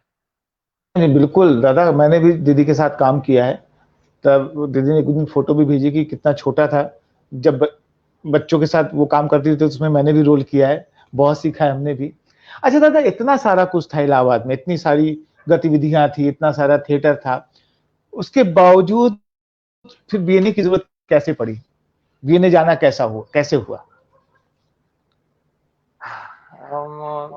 ये अच्छा एक चीज और, दो अमित चीजें। भाई सही बोल रहे हैं, अमित भाई एक बात और बोल रहे हैं, ये प्रश्न तो यही है कि मलय मिश्रा जी को भी याद किया जाए थोड़ा, क्योंकि आप हाँ सबने मलय जी बिल्कुल, ने बहुत काम किया। मलय जी तो दुर्गा भाभी थी। मलय जी तो बिल्कुल क्या कहते हैं नेचुरल एक्टर हैं वो, मतलब उनका जैसा एक्टर बड़ा मुश्किल से देखने को मिला है मलय। और बहुत वो काम करते थे, मतलब काफी अच्छे से बहुत डूब करके वो रोल को मलय मिश्रा करते थे, बहुत अच्छा। मलय मिश्रा जैसा एक्टर मुश्किल है, नेचुरल एक्टर है वो उसमें चाहे वो गायन का उनका कोई भी नाटक मलय का मैंने ये मेरा सौभाग्य रहा है कि मैंने मलय जी के साथ काम किया और बहुत सुंदर इक्वेशन बनता था जब कोर्ट मार्शल के अंदर मलय एक तरफ होते थे और स्वर्गीय प्रणव भट्टाचार्य और क्या कहते हैं शांति भूषण, ये जो मतलब वो जो टीम थी ना, वो टीम ही यूनिक थी पूरी। और वो जो चलता था, वो जो बिल्डअप होता था ना, एक एक्टर एक्टर जो फिर नाटक विधु ने उस नाटक में लाइटिंग की थी, वो एनएसडी से आई हुई थी उस दौरान छुट्टी पे, एनएसडी छुट्टी हुई थी तो उसमें उन्होंने जगत तारण में हुआ था, तो उसकी लाइट डिजाइन विधु ने किया था। तो सुंदर, बहुत ही बढ़िया, बहुत ही सुंदर, बहुत ही बढ़िया। मलय के बारे में तो कुछ कहना ही नहीं। उस समय वो लाइट बड़ी सुंदर लगती थी कि मलयदार एक तरफ जाते थे तो एक लाइट आती थी, दूसरी तरफ त्रिकोण बना के जाते थे तो दूसरी लाइट आती थी। वो अपने आप में एक अनोखा काम था और बहुत सुंदर बिल्कुल दीदी ने डिजाइन किया था। हाँ। संतोष और मिश्रा उसमें जी आपको नमस्कार, संतोष मिश्रा जी आपको नमस्कार बोल रहे हैं। अरे नमस्ते नमस्ते संतोष। और विधु के साथ उस लाइट में क्या नाम है ये सुजय सुजय दा भी थे, सुजय घोषाल। उन्होंने भी अपना इनपुट, उनको भी नहीं भूला जा सकता है। सुजय ने भी अपना उसमें इनपुट दिया था, चीजों को किया था। मैं गवाह हूं उनकी। और तुमने एक बात तो विधु से याद आई, मतलब चलते चलते वो बात भी हो जाए, कैसे ट्रेनिंग कैसे हुई, मैंने इलाहाबाद में थिएटर को कैसे जाना। तो विधु का उसी साल, जिस साल मैंने उनका नाटक देखा था, क्या कहते हैं स्पार्टकस, पहला नाटक था, उसी के बाद उनका एनएसडी में सिलेक्शन हो जाता है और वो एनएसडी चली जाती हैं और वहां पर वो पढ़ने लगती हैं। और फिर पहले साल की वो छुट्टी में आती है, उनको एक प्रोजेक्ट मिला होता है जिसमें करना होता है, विधु करती हैं, इलाहाबाद के थिएटर के बारे में उनको लिख के जाना होता है। तो हमसे मुलाकात होती है, फिर हम लोग लिस्ट बनाते हैं और विधु जी और हम पूरे शहर में सारे थिएटर पर्सनालिटियों के यहाँ जाते हैं, मिलते हैं, उन लोगों से बातचीत करते हैं। उस दौरान मुझे पता चला कि इलाहाबाद का रंगमंच क्या था। मैंने प्रयाग रंगमंच को जाना, उसी दौरान जाना अनुपम आनंद जी को, अनुपम आनंद से डिटेल बातचीत हुई विधु खरे के साथ। फिर जीवनलाल गुप्त जी को के यहाँ गए, उनको जाना, दूधनाथ जी को जाना, और क्या नाम है बाकी लोग जितने भी शहर के और लोग थे, विजय बोस दादा अब नहीं रहे, उनको सुकेश सन्याल जी, जो स्वर्गीय सुकेश सन्याल नहीं रहे, उनसे। तो थिएटर क्या था, हर दौर का, जैसे कहते हैं ना, लोग कहते हैं कि हमारे दौर का थिएटर बहुत उम्दा था। मैं कहता हूँ कि हर दौर का थिएटर बहुत ही, उस दौर का अपने आप में कुछ विशेषताएं होती हैं, कुछ चीजें होती हैं, वो अच्छा होता है। हर एक का दौर अपने आप में अच्छा होता है, कुछ विशेषताएं होती हैं और उसकी इज्जत और कद्र की जानी चाहिए, उसको आगे बढ़ाया जाना चाहिए। बात कर रहे थे कि बीएनए फिर जाने का आपने कैसे सोचा, किस तरह से उसका प्लान बनाया, कि इतनी सारी चीजें तो चल रही थी, इतना इतना लंबा समय आपने थिएटर को दे दिया था ऑलरेडी। हाँ, एक बहुत लंबा समय दे दिया था। और राम कपूर जी थे, उन्होंने कहा जी तुम्हें प्रशिक्षण लेना चाहिए। तो प्रशिक्षण लेने कहाँ जाए, तो कहे कि एनएसडी जाओ, जहां से हम पढ़े हैं, तुमको भी वहां जाना चाहिए। ठीक है, तो एनएसडी के तैयारी करने लगे और देते हैं, क्योंकि उसी दौरान जब हम क्या कहते हैं पढ़ाई कर रहे थे ग्रेजुएशन की, तभी हम जिंदाबाद मुर्दाबाद में हम हमेशा लगे रहते थे, पढ़ाई को ध्यान नहीं दे रहे थे। तो एक होते थे DP Singh, comrade DP Singh थे, तो एक दिन बुलाए हमको, देखे, कहे इधर आओ, क्या कर रहे हो? हमने कहा ग्रेजुएट कर रहे हैं, ग्रेजुएशन है। कहन कौन सा ईयर है? जी फर्स्ट ईयर है। तो कहे कि क्या सब्जेक्ट है? तो उन्होंने बताया ये है। तो इत्तेफाक से एक सब्जेक्ट जो था, उसी सब्जेक्ट पे वो रिसर्च कर रहे थे यूनिवर्सिटी में। तो उन्होंने पूछ लिया कि तुमने क्या ये किताब खरीदा, कौन टीचर है, ये पढ़ा, ये पढ़ा। अब हमने पढ़ा हो तब तो वो किताब तक तो खरीदी नहीं थी, क्लास ज्वाइन नहीं थी, कहाँ से बताएंगे, हमने ये पढ़ा है, हमने नहीं। तो उन्होंने साफ कहा कि देखो, अगर हम लोग के साथ जुड़ना है तो पढ़ना भी पड़ेगा और लड़ना भी पड़ेगा। पढ़ सकते हो तो कल से आना, नहीं पढ़ सकते तो मत आना। तो बहुत एक गुस्सा आई हमें, हम चले आए, साइकिल उठाए, तुरंत चले आए। हमने कहा अरे इन लोग के लिए सारा दिन मतलब मैं लगा रहता हूँ, जिंदाबाद मुर्दाबाद करता रहता हूँ, ये हम लोग तो ऐसा बोल रहे हैं। लेकिन जब घर आए, 2-3 दिन बीता, फिर लोगों की याद आने लगी कि वो लोग अच्छे लोग थे, मतलब वो उनकी बातें अच्छी थी, काम वो लोग अच्छा करते, कभी मिसयूज नहीं करते थे। फिर झक मार के गए, किताब खरीदे, क्लास ज्वाइन किए, फिर पढ़ना शुरू किए। फिर उन्होंने कहा कि अजीत, जिस चीज में मन लगता है वो काम करो, उसमें मास्टरी करो, कोई जरूरी नहीं कि भेड़ चाल की तरह एक तरफ चलो, जो भी करता है उसको करो। तब फिर हमारा हमारा जो रुझान है, जब मैंने अपना खुद का एनालिसिस किया तो हमारा पता चला कि हमारा रुझान जो है वो नाटकों में है, अभिनय में है। तो इसके लिए एक मैं प्रशिक्षण तो ले रहा, मतलब कर रहा था, चीजें बहुत हो रही थी, लेकिन वो एक कदम ताल जैसे होने लगा था, मतलब उसके आगे सैचुरेशन जैसा स्थिति आ गया था, कुछ बन नहीं रहा था। तो राम कपूर जी ने कहा कि अजीत, इससे नहीं चलेगा काम, तुमको प्रशिक्षण लेना चाहिए। तो मुझे भी ये बात लगी कि मुझे प्रशिक्षण लेना चाहिए। अभी तक बहुत वर्कशॉप कर रहा था, करवा भी रहा था। तो प्रशिक्षण लेने के लिए फिर एनएसडी की तैयारी किया और वहाँ गए। लगातार 2 साल दिया, लेकिन नहीं हो पाया। लेकिन जिन लोगों का हमारे समय में हुआ सिलेक्शन, वो लोग काबिल लोग थे और अच्छे, मतलब उनका सिलेक्शन होना चाहिए था, मुझसे अच्छे लोग थे वो, बेहतर लोगों का सिलेक्शन हुआ था। अक्सर ये कहा जाता है ना कि एनएसडी में सिलेक्शन होता है तो अप्रोच चल गया होगा या उनका होगा। तो मैं जब अपने समय का मैं अपने दौरान 2 बार जो वहाँ पर दिया एनालाइज़ करता हूँ, तो लगता है कि जिन लोगों का भी सिलेक्शन हुआ था वो बेहतर लोग थे, उन्होंने अच्छा काम किया था और उनका सिलेक्शन ठीक था। तो जब वहाँ सिलेक्शन नहीं हुआ तो फिर प्रशिक्षण लेना, तो पता चला बीएनए है। तो फिर बीएनए में मेरा मैं गया वहाँ पर दिया, तो वहाँ पर सिलेक्शन हो गया और फिर पढ़ने के लिए वहाँ चले गए। 2 साल वहाँ पर पढ़ाई की। तो वहाँ भी बहुत उधम चौकड़ी मचा, क्योंकि स्टूडेंट मूवमेंट से आया हुआ था। तो हर समय सवालों से जूझता रहता था और गलत को गलत बोलना ही होगा। आप नहीं बोलते हैं तो फिर आप ठीक चीज़ें नहीं।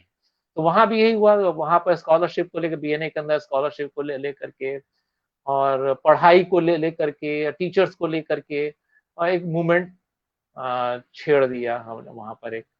तो वो बहुत लंबा मूवमेंट चला था। तब जब मेरा एडमिशन हुआ था तो ₹500 स्कॉलरशिप थी। फिर उसके बाद वो ₹1000 वो फिर हुआ, फिर प 1500 हुआ। तो वो मूवमेंट चला वहाँ पर, उसमें हमने काफ़ी सारे लड़कों ने मिलके उसमें लड़ाई लड़ी थी। उसी में जुगल किशोर जी थे। वो एक दिन बोले कि अजीत बताओ तुम किस नक्सली ग्रुप से जुड़े हो, तुम्हारा सारा बायोडाटा मेरे पास है। अरे हमने कहा जुगल जी आप हमें बता दो हम किससे जुड़े हुए हैं ताकि मैं उन लोगों से मिल सकूं। मैं तो किसी नक्सली ग्रुप से नहीं जुड़ा हूँ। बहरहाल वो बातें मान ली गई और चीजें शुरू हो गई और वहां पर मैंने ट्रेनिंग ली और अच्छा लगा कि ट्रेनिंग हुआ, एक व्यवस्थित चीज पता चला। ए के बाद बी आता है, बी के बाद सी आता है, सी के बाद डी आता है। लेकिन वास्तविक ट्रेनिंग जो मेरी हुई थी, जो जो मैंने जो स्कूल में जो पढ़ा, जो सीखा, वो तो एक वो जैसे तुमने लिखा ना हमारे उसमें परिचय में, क्या कहते हैं, एक्टर ट्रेनर, है ना? तो कल एक अपने इलाहाबाद के एक उन्होंने जब मेरा फेसबुक में तुमने जो लगाया था फेसबुक में फोटो देखा कि तो अपने यहाँ इलाहाबाद के सीपीएम के जिला मंत्री हैं अखिल, तो उनका फोन आया। वो बोले कि अरे अजीत तुम क्या हो, एक्टर ट्रेनर हो? हमने कहा मैं बिल्कुल हाँ हूँ। कहे यार अब तक तो सुने थे लायन ट्रेनर होता है, ये ट्रेनर होता है, एक्टर ट्रेनर। अब हम समझ गए कहाँ वो व्यंग कर रहे हैं। कहे हमने कहा नहीं, वो होता है कि आदमी को एजुकेशन उसका जो है वो कितना समझदार है, मतलब वो उसके होता है। ट्रेनर तो लॉयन को होता है, जैसा आदेश दिया गया वो वैसा उसने किया, है ना? यहाँ तो टू वे होना चाहिए। तो अखिल की बात मतलब समझ में आई कि नहीं भाई ऐसा तो बिल्कुल ठीक कह रहे हैं। तो जब मैं वहाँ बीएनए गया तो बीएनए में एक ट्रेनिंग तो हुई, चीजें पता चली, लेकिन वास्तविक ट्रेनिंग मेरी वहां से निकलने के बाद जब मैंने जगह जगह काम करना शुरू किया और अलग अलग जगह गए, लोग कैसे काम कर रहे हैं, कैसे महिलाओं के साथ जो भेदभाव है, जेंडर, अपने भी थिएटर के अंदर जेंडर भेदभाव और जातिगत भेदभाव, दलित आप शायद गोविंद शायद आप इसको, ये मेरा अपना अनुभव है कि बिल्कुल है, अपने थिएटर में भी है मैंने ये देखा है। और अगर आप उन बातों को अगर नहीं लाएंगे, अगर आप नहीं कहेंगे, उन बातों को अगर आप नहीं उठाएंगे, तो फिर वो सच का, सच्चाई का दर्पण कहना कि हम समाज के दर्पण है, वो झूठा होता है। फिर आप झूठे दर्पण हैं अगर आप उन बातों को नहीं कहते हैं, उन सच्चाइयों को स्वीकार नहीं कहते हैं। जैसे कि आज के दौर में है, जब कि जो अपने आसपास चीजें हैं, जो घटनाएं घट रही हैं, हम जो रंगकर्मी हैं, जो लोग हैं, जो बैठे हुए हैं, वो उनको प्रश्न, वो भी प्रभावित हो रहे हैं। उनको प्रश्न करना होगा और प्रश्न उठाना होगा, पूछना होगा। अगर आप प्रश्न नहीं करेंगे तो आप सही चीजें नहीं है ना, प्रश्न करना होगा चीजें क्यों हैं। बल्कि अब जैसे कि अब कई लोगों ने कैरिकेचर बना दिया, जैसे गंगा नदी में लाशें बह रही हैं। भाई लाशें क्यों बह रही हैं, ये प्रश्न किसी और से पूछा जाना चाहिए कि इसकी जरूरत क्यों पड़ी, है ना। तो ये हम कर क्या रहे हैं इस दौर में भी, हम कर क्या रहे हैं। जैसे मैं किसी से चर्चा कर रहा था, बातचीत कर रहा था, तो उन्होंने कहा कि अजीत ऐसा है कि यार तुम हमसे जब बात करो तो ये सब क्या नाम जो घटनाएं घट रही इसकी बात नहीं करो, पॉजिटिव बातें करो, है ना। देखो कितना सुंदर चांद है, कितनी अच्छी हवा चल रही है ना। हमने कहा अच्छा ठीक है भाई। तो मैंने भाई तो परेशान होगा वो, तो मैंने फोन काटा, मैंने कहा ठीक है, अब जब हमारा चांद सुंदर होगा, हवा अच्छी लगेगी तो मैं निश्चित बातचीत करूंगा। तो मैं ये कहना चाहता हूँ, जो जो वास्तविक ट्रेनिंग थी वो मेरी निकलने के बाद हुई है। जो महिलाओं के प्रति जो एक सम्मान आपका होना चाहिए, बराबरी का जो सम्मान है घर के अंदर, अभी तक ये था। अब कैसे आप प्रैक्टिकल चीजें सीखते हैं, है ना। आप चीजों को धारण कर लेते हैं, धारण करना और उसको जीना दो अलग चीजें। और जैसे ही आप जीना शुरू करते हैं तो आपके अंदर द्वंद्व शुरू होता है, आपके परिवार के अंदर शुरू होता है, आपके सोसाइटी में शुरू होता है।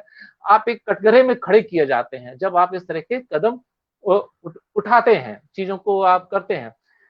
जैसे कि मैं विज्ञान आंदोलन से जुड़ा था, तो उसी दौरान और हम क्या कहते हैं ये स्टूडेंट मूवमेंट के साथ, जिसमें कि मैं कहता था कि कोई अंधविश्वास अंधविश्वास नहीं करना चाहिए, ये नहीं करना चाहिए। लेकिन एक्चुअल में खुद भी अंधविश्वासी था, लेकिन उसको आवरण ओढ़े रखा था। कैसे था तुमको एग्जाम्पल देते हैं। अब वो पकड़ लिया गया। हुआ क्या कि एक विज्ञान आंदोलन के साथी आए हुए थे, और मेरे कांग्रेस साथी ने कहा इनको लेकर के आप चले जाइए और ये क्या कहते हैं इनको वहां पहुंचा दीजिए। हमने कहा ठीक है, मैं जाता हूं, मैं पहुंचा देता हूं उनको। पहुंचाने लगे, गए तो रात का समय था, और वो जो बिल्ली रास्ता काट गई और मेरे पांव एकदम रुक गए। अब वो तो उनसे तो मैं बोल नहीं सकता था, बिल्ली रास्ता काट गई है और हमको इधर से नहीं चलना चाहिए। तो मैं बहाने बनाने लगा। मैंने उनसे कहा कि यार आइए इधर से आपको घुमाते हुए ले चलते हैं, आइए इधर से ले चलते हैं, इस गला आपको बड़ा मजा आएगा। उन्होंने देख लिया था बिल्ली रास्ता काटते हुए, कहे अजीत इधर ही से चलते हैं। अब मेरे पसीने पसीने, उसके पीछे एक कहानी जुड़ी हुई है। कहानी क्या जुड़ी हुई है, मेरा जो रिजल्ट आता था हर साल 20 मई को आता था, और एक बार मैं अपनी अम्मा के साथ जा रहा था, रिजल्ट आने वाला था 20 मई को, 19 मई का दिन था। तो अम्मा के साथ जा रहा हूँ, मेरा हाथ पकड़ी, तब तक सामने से बिल्ली रास्ता काट गई। तो वो खड़ी हो गई। एकाएक उन्होंने मेरी ओर देखा, कहा कि लगता है कुछ गड़बड़ होने वाला। मेरी ओर देखा, अजीत कल तुम्हारा रिजल्ट आ रहा है। तो हम कुछ नहीं, आ रहा है रिजल्ट। अगले दिन गए, अपना रिजल्ट लिया तो मैं फेल हो गया था। तो घर आया तो ये मेरे दिमाग में बस गया कि बिल्ली रास्ता काटी थी इसलिए मतलब फेल मामला। ये नहीं समझ पाया कि अरे तुम पढ़े नहीं थे इसलिए फेल हो गए, पढ़े होते तो सारे को पास हो जाते हैं।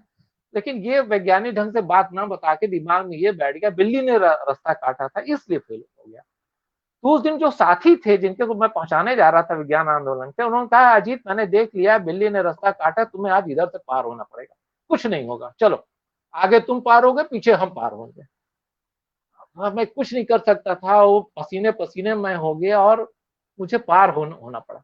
मैं पार हुआ, और जब पार हुआ, पार हो करके फिर उनके साथ आगे बढ़ गया लोग। अब मुझे लग गया, मेरा मन नहीं कर रहा था बात करने, लगा कुछ घटना घटने वाली है, लेकिन कोई घटना घटी नहीं। वो आगे बढ़े थे, उन्होंने देखा कि चौराहे पे नींबू कटा हुआ था, नारियल पड़ा हुआ था, पूरी रखी हुई थी। उन्होंने नींबू को झाड़ा और वो जो चीज पत्तल में रखा था उसे उठा लिया, और नींबू को उन्होंने पानी में निचोड़ा और पी गए, और पूरी आराम से खाने लगे। कहा अजीत मुझे कुछ नहीं। और मैं देख के हतप्रत था कि ये क्या हो रहा है, और सच में उनको कुछ नहीं हुआ, वो आराम से जिंदा रहे, बेहतर रहे वो। हमें भी कुछ नहीं, कोई घटना नहीं घटी। तो ये अंधविश्वास, ये आपने मेरे अंदर था, वो उन्होंने इंगित किया, तब वो जाकर। लेकिन आवरण मैंने ओढ़ रखा था कि लोगों से कहता था कि अंधविश्वास पे अंधविश्वास नहीं करना चाहिए। तो ये प्रैक्टिकल अनुभव जो चला ना, इसने बहुत कुछ मुझे सिखाया। इस दौरान सिर्फ फिर मुझे लगा कि क्या मैं सिर्फ नाटक नाटक के लिए कर रहा हूँ। तो मुझे एक ये बीएनए से फेलोशिप मिली। फेलोशिप जब मिली थी वो थी महीने भर के लिए, तो उसको लेकर के मैं गया था काम करने के लिए एक आदिवासी समूह के पास। तो वहां पर जब गया तो कोई रिसर्च कर रहा था कि पता चला वो कलाकार है, उसके पास बहुत जानकारी मिलेगी। हम अपना बैग वो उठाए उस जंगल के इलाके में, पैदल पैदल वहां पहुंच गए और उसको हम पहुंचे तो पता चला कि उसका लड़का बीमार था। अब वो जैसे ही देखा कि हम शहर से आए हुए हैं तो अपने लड़के को लेके बाहर आ गया, कहा है कि कोई इसको गोली दे दीजिए, ये ठीक हो जाए। अरे हमने कहा अब इससे हम नाच और गाना थोड़ी पूछ सकते हैं, इसको तो अभी इलाज की जरूरत है। और ये सोच रहा है कि हम इसका इलाज कर देंगे, ऐसा संभव नहीं था, हम नहीं कर सकते थे उसका इलाज। हम बहुत समझाए लेकिन नहीं कि आप तो शहर से आ रहे हैं, आपके पास तो गोली होगी ना, इसको दे दीजिए। तो तब पता चला कि उसको अगर अपने बच्चे को दिखाना है तो वहां से कम से कम 3-4 किलोमीटर पैदल चलना पड़ेगा। फिर वहां से खटिया पे लेके जाएगा, फिर वहां से उसको कोई एक साधन मिलेगा, फिर साधन पे बैठेगा तब वो एक कोई तहसील की दुकान पे उसको डॉक्टर मिलेगा, वो डॉक्टर को दिखाएगा, तब फिर वो वापस लौट करके अपने गांव आएगा। तो हमको लगा नहीं, यहाँ तो पहले डॉक्टर और उसकी जरूरत है। तो वो काम तो मैंने किया लेकिन फिर और भी चीजों में वहां जुटा, और भी काम मैंने लोगों को से संपर्क किया, जो सामाजिक आंदोलन जो कार्यकर्ता थे उनसे मिल करके चीजें वहां पे किया काम, कि नहीं यहाँ पर होना चाहिए। फिर उन लोगों ने कुछ व्यवस्था की, चीजें शुरू की। तो इस तरह कर पता चला मुझे 1 महीने का काम था, मैं वहां पर 6 महीने रह गया था। तो जो ये जर्नी शुरू हुई तो इसी तरह करते करते मैं बच्चों के साथ बहुत जुड़ गया। ऐसे बच्चे, अब वो मेरा अनुभव बिल्कुल अलग है। जैसे कि जो ट्रेन में जो बच्चे होते हैं, तुमने देखा होगा कि बच्चे अपने कपड़े से वो फर्श को साफ करते होते हैं, सीट को साफ करते होते हैं। उन बच्चों के साथ काम करने का मुझे लगातार कई अवसर मिला और मैं गया। तो वो बच्चे घर से भागे हुए थे, या उनके माँ बाप ने उनको, जैसे कि एक लड़की थी तो उसके माँ बाप नहीं, उसकी माँ की डेथ हो गई थी, पिता ने दूसरी शादी कर ली थी। पिताजी जो थे वो अपनी बेटी को लेकर, लड़की थी उसको लेके आए, छोटी बच्ची थी, उसको स्टेशन पे बैठा दिए, कहे कि हम तुम्हारे लिए बिस्कुट लेके आ रहे हैं। फिर वो लौटे ही नहीं, वो लड़की वहीं बैठे इंतजार कर रही है। फिर वो ट्रेन पे ही वो रहने लगी। तो वो कुछ जो एनजीओ के संपर्क में आई तो उन्होंने उस लड़की को बचाया, रखा वहां पर, तो उनके साथ काम किया। तो जब उनको वो नाटक तब वहां पर काम आया कि कैसे उनको मोटिवेट करना, कैसे उनको मुख्य धारा में लाना, है ना। और उनका जो एजुकेशन चीजें, वो बिल्कुल एकदम मुझे खोल के रख दिया। नहीं, हमने कहा नहीं, यहाँ काम करने की बहुत जरूरत है। मैंने उन लोग के साथ एक लंबा दौर काम किया, उसने मुझे बहुत परिपक्व किया, मजबूत किया कि कैसे इन इन बच्चों के साथ काम करना है, क्या काम करना है। वहां पर मेरा थिएटर जो था वो काम आया, उनको वापस लाने में। उनको, जैसे वो बच्चे अपने पता नहीं बताते थे, तो थ्रू एक्सरसाइज मैंने उनके साथ इस तरह से किया कि वो अपने बच्चे वो बता सकें और चीजें सामने आ सकें। तो बहुत सुंदर तरीके से उन लोग साथ काम किया, वो चला, उससे सीखा। उसी दौरान एक ऐसे समुदाय के साथ जहाँ परंपरागत तरीके से उनके यहाँ नाचने का ही काम होता है, जिनको हम लोग बॉम्बे में बार गर्ल कह देते हैं, जो वहाँ नाचती हैं लड़कियां। उनके बच्चों के साथ मुझे काम करने का अवसर मिला था। उन बच्चों को कैसे बचाया जाए, कैसे उनको वहां पर रखा जाए, थिएटर थ्रू थिएटर, थिएटर के जरिए उनको मोटिवेट करना, वहां लाना, उनको निकालना। तो एक वो काम था। इस तरह से काम करते, जैसे कि आ, नए काम को प्रयोग करना, उनको सामने लाना, बहुत से लोग कर रहे हैं। जैसे कि ये काम था। अब एक एक उदाहरण देते हैं। इलाहाबाद में नए बच्चे भी बहुत काम कर रहे हैं, बहुत अच्छा काम कर रहे हैं। और उसी में जैसे तुम निकले, यहाँ से निकल करके गए, बाहर गए, काम कर रहे हो इलाहाबाद के अपने सरमाओ हो तुम। उसके बाद अगर एक एक नाम और, जैसे राजकुमार है। राजकुमार यहाँ पर काम कर रहा था, थिएटर ग्रुपों के साथ जुड़ा था। और वो दलित समुदाय से आता है, और जिस कम्युनिटी से आता है और जिस तरह से उसने अपने को डेवलप किया है, वो एकदम यूनिक है। इलाहाबाद में वो यूनिक है। अभी तो इलाहाबाद में नहीं है, वो राजस्थान में है। लेकिन उसकी प्रतिभा, जब वो इलाहाबाद में पहली बार नाटक लेके आया, अपना ग्रुप को लेकर के इलाहाबाद में किया, कई जगह शो करना था, उसको पहचान की इसके अंदर काबिलियत है, चीजें हैं, ये आगे राइज कर सकता है। तो उस दौरान प्रवीण शेखर थे, वो नए नए, प्रवीण शेखर अखबार में काम कर रहे थे, क्या, अमर उजाला में। तो प्रवीण शेखर ने एक बड़ा सा उस खुद, मतलब किसी ने कहा नहीं, प्रवीण शेखर ने खुद इनिशिएटिव लिया।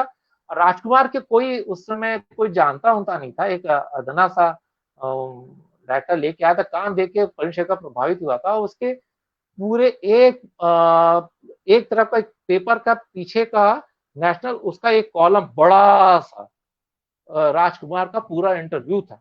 बहुत ही शानदार तरीके से प्रवीण शेखर ने बहुत ही डिटेल से राजकुमार से बात की थी और उसको किया था। और उसको क्या कहते हैं, दूसरे दिन निकला भी और प्रवीण ने बड़े अच्छे प्रश्न किए। चाय की दुकान पे बैठ करके इंटरव्यू हुआ था वो। तो बहुत ही, तो ऐसे भी लोग थे, तुम थे, राजकुमार थे। आज के दौर में बहुत अच्छे लोग नहीं नहीं, काम कर रहे हैं। जो आप राजकुमार की बात कर रहे हैं, मैंने वो भी समय देखा ना, कैसे आपने उनको बदला, कि वो किस तरह से फंस गए थे, थिएटर नहीं कर पा रहे थे, उनकी स्थितियां क्या थी। वो इम्पोर्टेंट बहुत है मेरे ख्याल से, क्योंकि जो जिस तरह का काम करना आपको पसंद है, लोगों को बदलना, एक होता है थिएटर अपने लिए, एक होता है थिएटर दूसरों के लिए। वो दूसरों वाला थिएटर अभी नहीं होता। अभी हर जितने भी थिएटर करने वाले वो अपने लिए थिएटर कर रहे हैं। दूसरों के करने वाले थिएटर में थोड़ा पेन है, थोड़ी समस्या है, थोड़ा दर्द ज्यादा होता है, उसमें आपका नाम नहीं होता। शायद आप नहीं हो, शायद नाम हो जाए तो बात अलग है, उसमें उतना शोहरत नहीं है। ज्यादातर लोग थिएटर अपने लिए करते हैं, क्योंकि राजकुमार वाला पहलू तो मैं जानता हूं कि कैसे राजकुमार राजकुमार बना है, कि हाँ, वो या तो वो जानता है, वो या आप जानते हैं या मैं जानता हूं, है ना, कि क्या हालात से गुजर के कैसे निकल के बना। अच्छा, एक चीज और है। हाँ जी, हाँ बताएं बताएं जी। हाँ, बिल्कुल सही कर रहे हो। और वो मुझे घटना याद आ रही है, हम लोग नाटक कर रहे थे, हम और तुम कर रहे थे, आइलैंड कर रहे थे शायद। आइलैंड के दौरान राजकुमार आया हुआ था बाहर, वो पड़ा हुआ था, लेटा हुआ था। उसी दौरान मुलाकात हो रही थी हमारी राजकुमार की, और रंगोली लेके आई थी उसको। नहीं, वो तो एक मैं माध्यम बना चीजों करने का, लेकिन राजकुमार खुद भी चाहता था कि वो खुद को भी बदलना चाहता था। और उसने अपने को बदला, वो चीजों को, कुछ उसके साथ घटनाएं घटी, वो नशे का शिकार हुआ, सही बात। तुम जो कहना चाह रहे हो, शिकार हुआ, वो उससे खुद भी निकलना चाहता था। और वो उसने अब आज के तारीख में राजकुमार ने उसने मेहनत करके अपने को बहुत डेवलप किया है। और उसने लगातार प्रयोगे किए हैं। और देखो, प्रयोग कोई असफल होता है, कोई सफल हो सकता है, लेकिन जी। प्रयोगों का सम्मान होना चाहिए, है ना। तो उसी तरह से राजकुमार, जहां उसको हिंदी और अंग्रेजी नहीं आती थी, आज के दौर में राजकुमार बेहतर दौर से वो बंगाली से हिंदी में अनुवाद कर लेता है, हिंदी से मारवाड़ी में कर लेता है, मारवाड़ी से अंग्रेजी में, अंग्रेजी हिंदी में चीजों का वो कर रहा है। और अभी वो जहां पर वो काम कर रहा है प्रेमजी फाउंडेशन में, एजुकेशन को लेकर वो थिएटर भी कर रहा है। और साथ में एजुकेशन में किस तरीके से थिएटर का क्या इनपुट हो सकता है, क्या बदलाव ला, कैसे यूनिक तरीके से काम किया जा सकता है, इस समय वो एक पर्सनालिटी हो गया है वो। और अभी पैंडेमिक के समय वो पैंडेमिक के लिए काम कर रहा है, तो अपनी जिम्मेदारी, और लगातार 24 आवर काम कर रहा है, अपनी जिम्मेदारियों से वो भाग नहीं रहा है। जैसे आज के दौर में हम लोग क्या कर रहे हैं, ये प्रश्न हमसे भी पूछा जाएगा।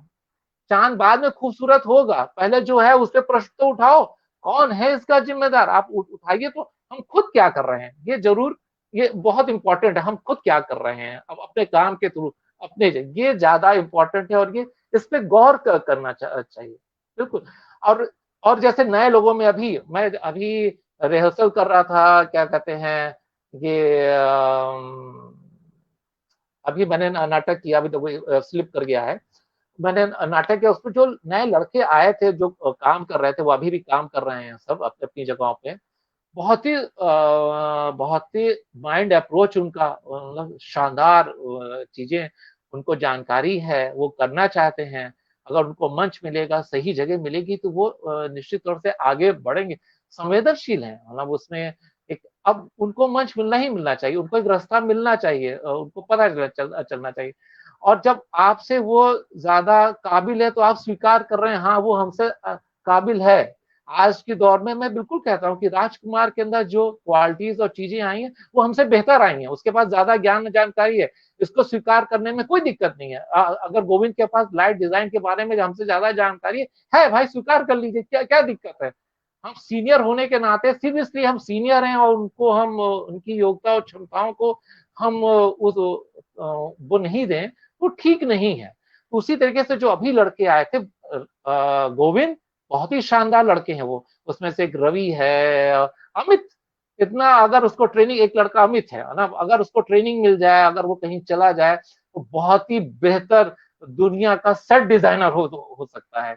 उसका जो दिमाग चलता है, जो अप्रोच चलता है ना, बस एक उसको एक ट्रेनिंग की जरूरत है, बेहतर चीजों को करने की जरूरत है, तो दुनिया का बेहतरीन सेट डिजाइनर होगा। लेकिन अभी वो अपनी दूसरी चीजों में खोया हुआ है।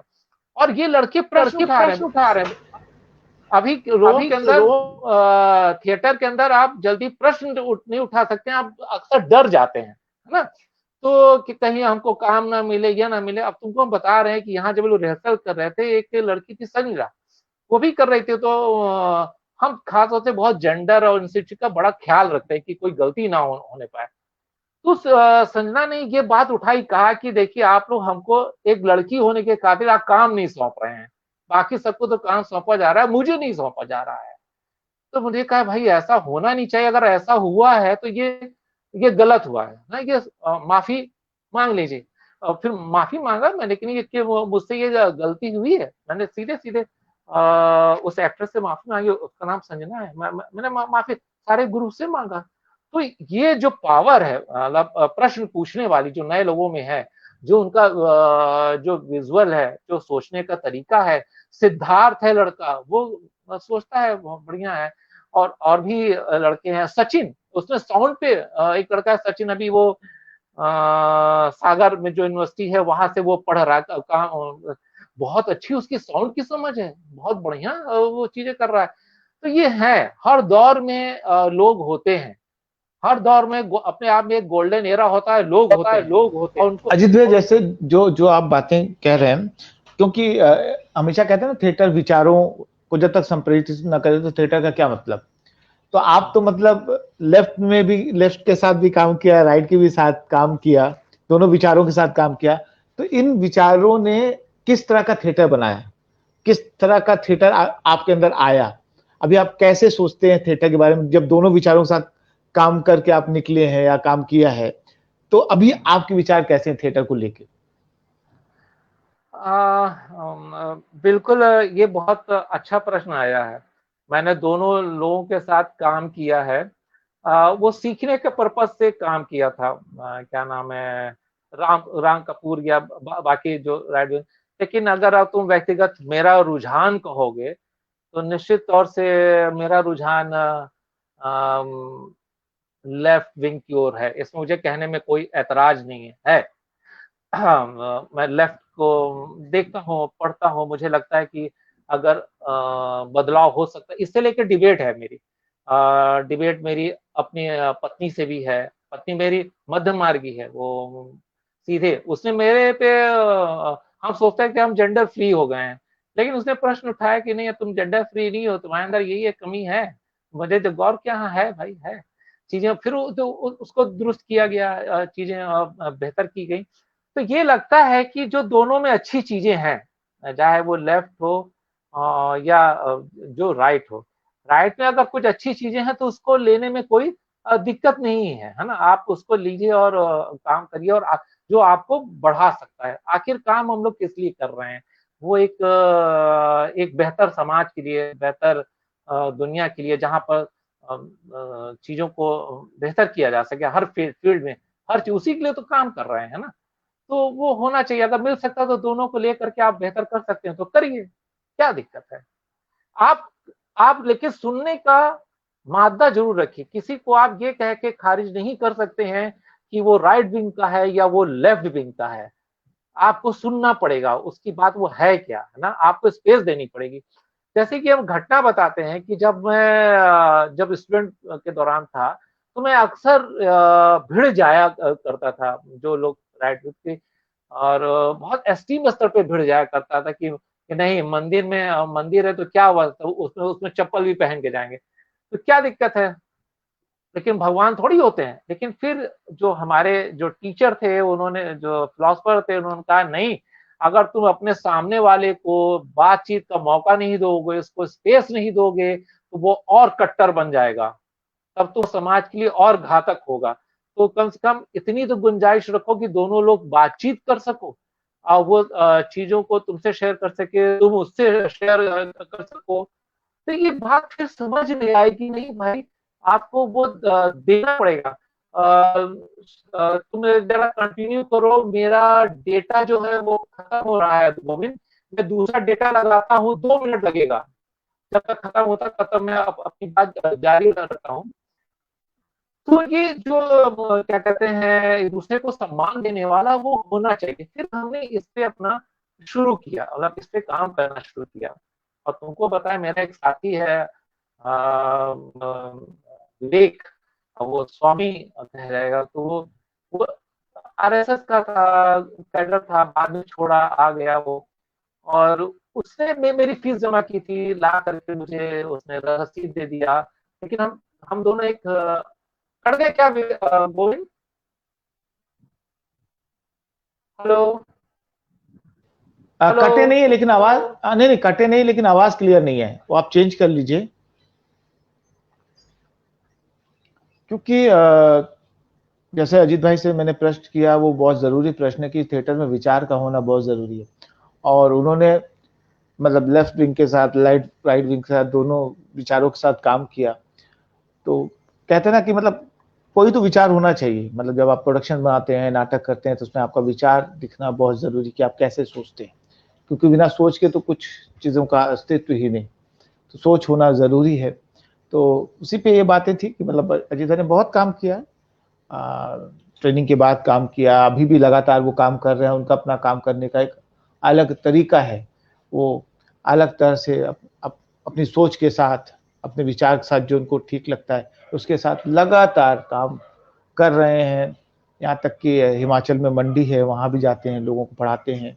अलग अलग जगह स्टेट में जा जाके लोगों को पढ़ाना, और सोसाइटी को कितना अच्छा बना सकते हैं उसके बारे में कितना सोच सकते हैं, उस दिशा में भी उनका काम होता है थिएटर को लेकर। देखते हैं, शायद वो जुड़ गए हों, अभी नहीं जुड़े हैं।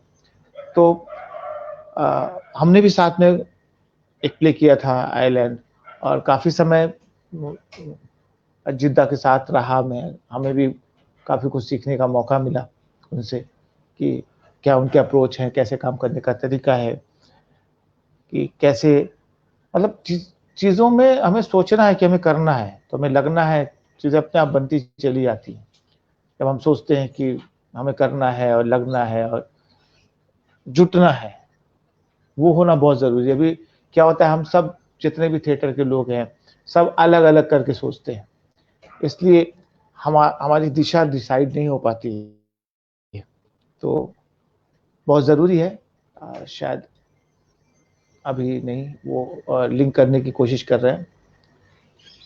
और ऐसे राहुल ने बहुत सारे प्रश्न किए, क्योंकि राहुल भी उनके करीब रहे हैं, उनको पता है उनके बारे में कि कैसे वो करते रहे। और राहुल से भी हमने गपशप की थी, और उनकी फ़िल्म के ऊपर, उनकी एक फ़िल्म है इतवार, उस पे काफ़ी बातें की, बहुत बढ़िया फ़िल्म है।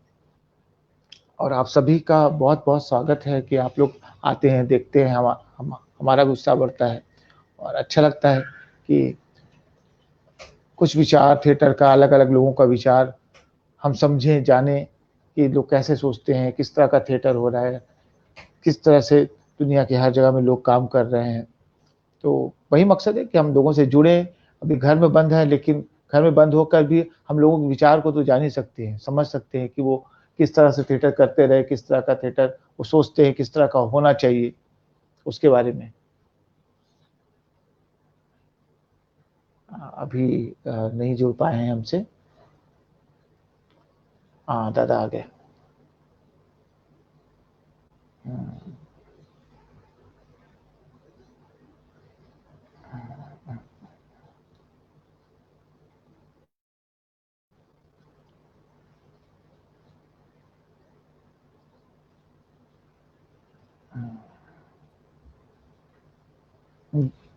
जी सॉरी गोविंद, एकदम से डेटा खत्म हो गया। नहीं वो होता है, मतलब आप तो वापस भी आ गए, मैं तो बहुत बार वापस ही नहीं आ पाया, वो दिक्कत हो गया, बीच में कट गया, गायब हो गया। हाँ, क्योंकि नेट की थोड़ी सी दिक्कत होती है, मतलब सहूलियत है तो दिक्कत भी है कि कब गायब, कब कहाँ से क्या कट जाएगा। इसके पहले मैं एक शो कर रहा था, उसमें ये हो गया कि डेस्टिनेशन की प्रॉब्लम हो गई। अब वो डेस्टिनेशन तो जहां से लिंक करता है वहां से होती है, तो हम बीच में ही शो, मतलब हम 2 लोग लाइव हैं, लेकिन जो मोबाइल पे चल रहा है पता चला उसमें लाइव नहीं है, वो कट चुका है, डेस्टिनेशन आउट हो चुका है। तो हमने उसको बीच में ही छोड़ दिया। हमने कहा वो नेक्स्ट टाइम करते हैं, क्योंकि हम आप बात कर रहे हैं लेकिन कोई देख नहीं रहा है, तो उसका कोई मतलब नहीं। तो जो आप बात कर रहे थे उसके बारे में आप कंटिन्यू करें। कहाँ पर छोड़ा था गोविंद? लेफ्ट, हम विचारों की बात कर रहे थे कि मतलब लेफ्ट विंग्स, और आपने दोनों के साथ काम किया। विचार, तो दोनों का आप ले करके काम में देखो, मैंने सामाजिक आंदोलन से जुड़े लोगों के साथ,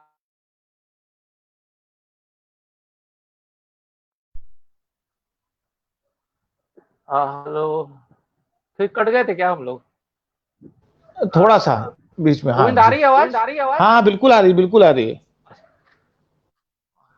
तो दोनों को मिला करके आप किसी एक की तरफ से एकदम आप जड़ नहीं हो जाइए, आप एकदम कोष्ठक बंद नहीं जाइए कि नहीं बस यही दीवार है। आप अपने अंदर परिवर्तन लाने की लगातार कोशिश करते रहिए। हम गौतम बुद्ध जो थे वो यही कहते थे ना कि आप अनुभव आधारित जो ज्ञान है वही सबसे बड़ा ज्ञान है ना, उसका आदान प्रदान होना चाहिए। सामने वाला कुछ कहे, आप कुछ कहिए, फिर उसका अपने जीवन में उसको अपने काम में उससे लागू करिए, जो निकलता है उसका फिर से एनालाइज करिए, फिर उसको आगे बढ़ाइए।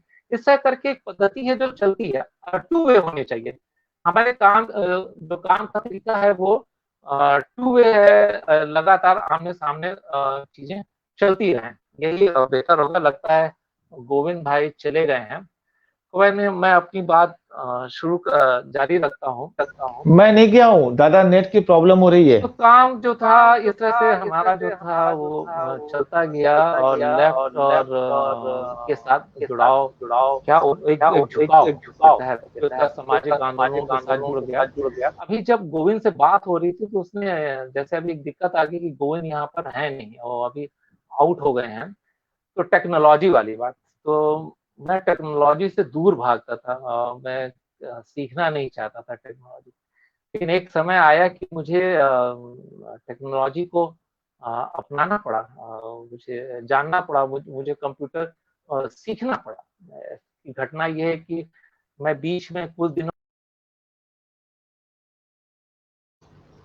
मतलब नेट की दिक्कत हो रही है जिसकी वजह से अजीत भाई फिर से हमसे कट गए। तो एक बार और देखते हैं कि अगर वो ज्वाइन कर पाए, नहीं तो हम लोग इसको यहीं पे समाप्त करेंगे, और इसके बाद फिर कभी किसी दिन अजीत बहादुर जी को बुलाते हैं और भी गप मारते हैं, क्योंकि लोगों ने इतना काम किया है, इतना एक्सपीरियंस है कि वो जितनी बात करेंगे उतना कम ही होगा, और हम जितना सुनेंगे उतना ही हमारे लिए अच्छा होगा, क्योंकि सुनने से बहुत सारा ज्ञान बढ़ता है। तो तो मुझे लगता है कि नेट की दिक्कत हो रही है, उन्होंने अभी तक ज्वाइन नहीं कर पाए। तो ऐसा करते कि इसको यहीं पे समाप्त करते हैं, और फिर मिलते हैं, फिर गपशप करते हैं, जैसे कि हम हर वेडनेसडे और संडे को मिलते हैं, बातें करते हैं थिएटर के बारे में किसी न किसी पर्सनालिटी के साथ जिन्होंने थिएटर में लंबे समय तक काम किया है, उनका बहुत बड़ा योगदान, हमसे मिलते हैं, उनकी बातें करते हैं। तो अब इसको यहीं पे खत्म करते हैं। शुभ रात्रि, गुड नाइट, नमस्कार, आप सभी का बहुत बहुत धन्यवाद।